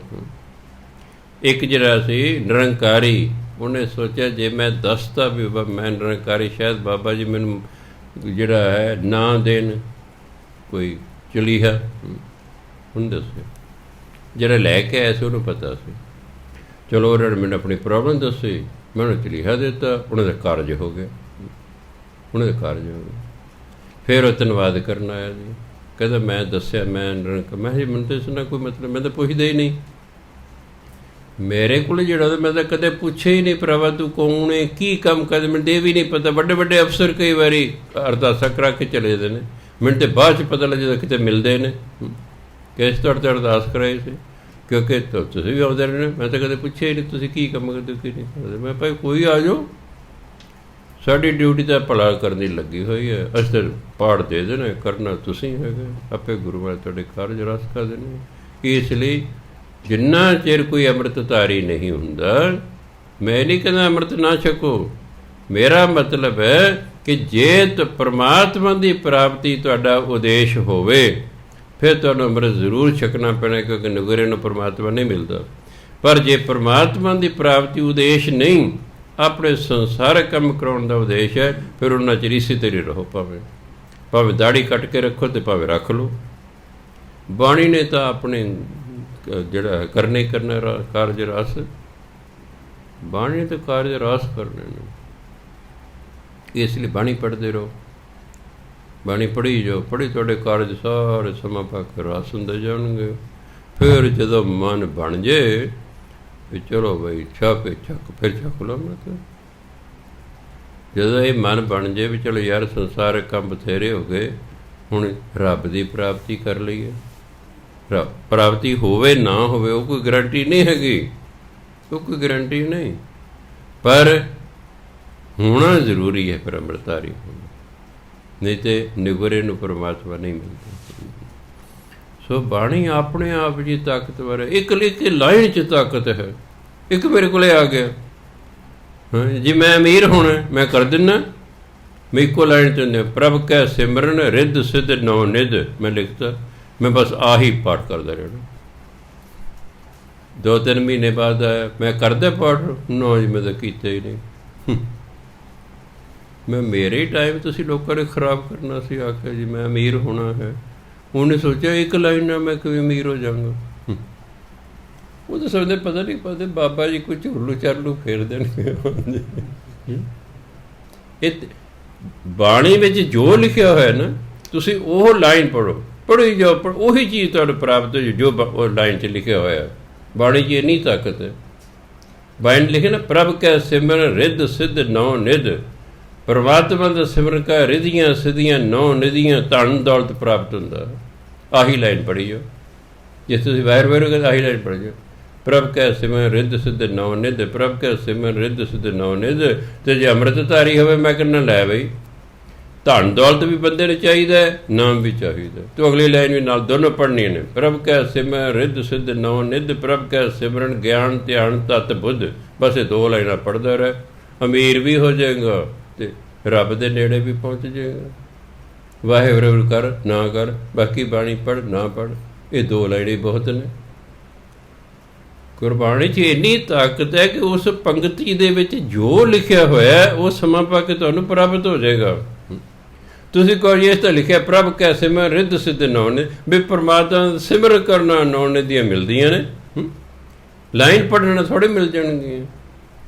ਉਹਨੂੰ ਇਹ ਨਹੀਂ ਪਤਾ ਬਾਣੀ ਨਿਰਾ ਉਪਦੇਸ਼ ਨਹੀਂ ਹੈ। ਜੇ ਨਿਰਾ ਉਪਦੇਸ਼ ਹੁੰਦਾ ਫਿਰ ਠੀਕ ਸੀ, ਜਿਵੇਂ ਕਹਿੰਦੀ ਉਵੇਂ ਕਰੋ। ਬਾਣੀ ਤੇ ਆਪਣੇ ਆਪ ਜੀ ਪੂਰਨ ਹੈ। ਬਾਣੀ ਉਪਦੇਸ਼ ਵੀ ਹੈ ਅਤੇ ਬਾਣੀ ਆਪ ਸ਼ਕਤੀਸ਼ਾਲੀ ਹੈ। ਇੱਕ ਇੱਕ ਲਾਈਨ 'ਚ ਤਾਕਤ, ਇੱਕ ਇੱਕ ਲਾਈਨ 'ਚ।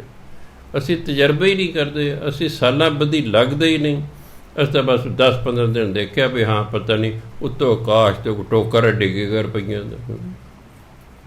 ਜਿਹੜੇ ਅੰਬਾਨੀ ਨੇ ਇਹ ਰਾਤ ਰਾਤ ਨਹੀਂ ਅਮੀਰ ਹੋ ਗਏ, ਬੜੇ ਬੜੇ ਸਾਲ ਲੱਗਦੇ ਨੇ ਅਮੀਰ ਹੋਣ 'ਤੇ। ਹਾਂ, ਜਨਮ ਤੋਂ ਅਮੀਰੀ ਮਿਲ ਗਈ ਉਹ ਗੱਲ ਵੱਖਰੀ ਹੈ। ਗਰੀਬੀ 'ਚ ਉੱਠ ਕੇ ਅਮੀਰ ਹੋਣਾ। ਆਹ ਬਾਟਾ ਸ਼ੂ ਕੰਪਨੀ ਪੁੱਛੋ, ਇਹ ਮੋਚੀ ਹੁੰਦਾ ਸੀ। ਬਾਟਾ ਸ਼ੂ ਕੰਪਨੀ ਵਾਲਾ ਮਾਲਕ ਆਪ ਮੋਚੀ ਹੁੰਦਾ ਸੀ, ਜੁੱਤੀਆਂ ਗੰਢਿਆ ਕਰਦਾ ਸੀ।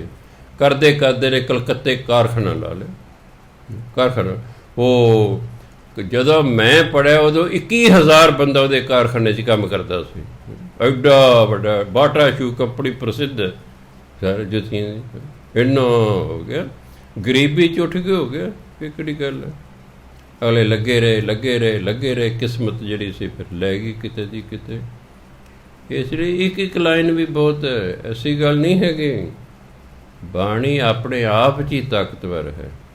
ਬਾਣੀ ਜਿੱਥੇ ਉਪਦੇਸ਼ ਹੈ ਉੱਥੇ ਆਪਣੇ ਆਪ 'ਚ ਸ਼ਕਤੀਸ਼ਾਲੀ ਹੈ।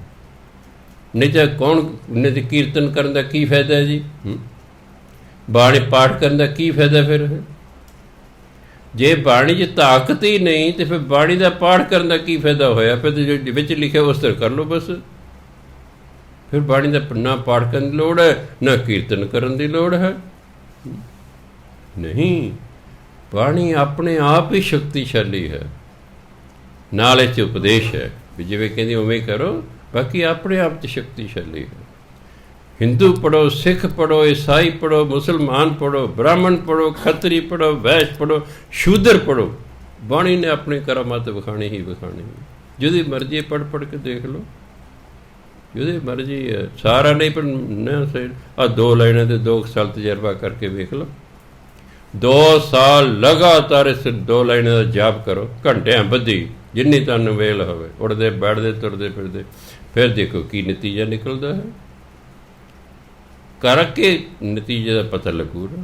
ਜੇ ਅਸੀਂ ਨਿਰਾ ਸੁਣ ਕੇ ਚਲੇ ਗਏ ਫਿਰ ਨਹੀਂ ਨਤੀਜੇ ਦਾ ਪਤਾ ਲੱਗਦਾ ਹੈ। ਗੁਰੂ ਮਹਾਰਾਜ ਕਿਰਪਾ ਕਰੋ। ਸਤਿਕਾਰਯੋਗ ਸਾਧ, ਸਮਾਂ ਬਹੁਤ ਹੋ ਗਿਆ। ਵਾਹਿਗੁਰੂ ਜੀ ਕਾ ਖਾਲਸਾ, ਵਾਹਿਗੁਰੂ ਜੀ ਕੀ ਫਤਿਹ।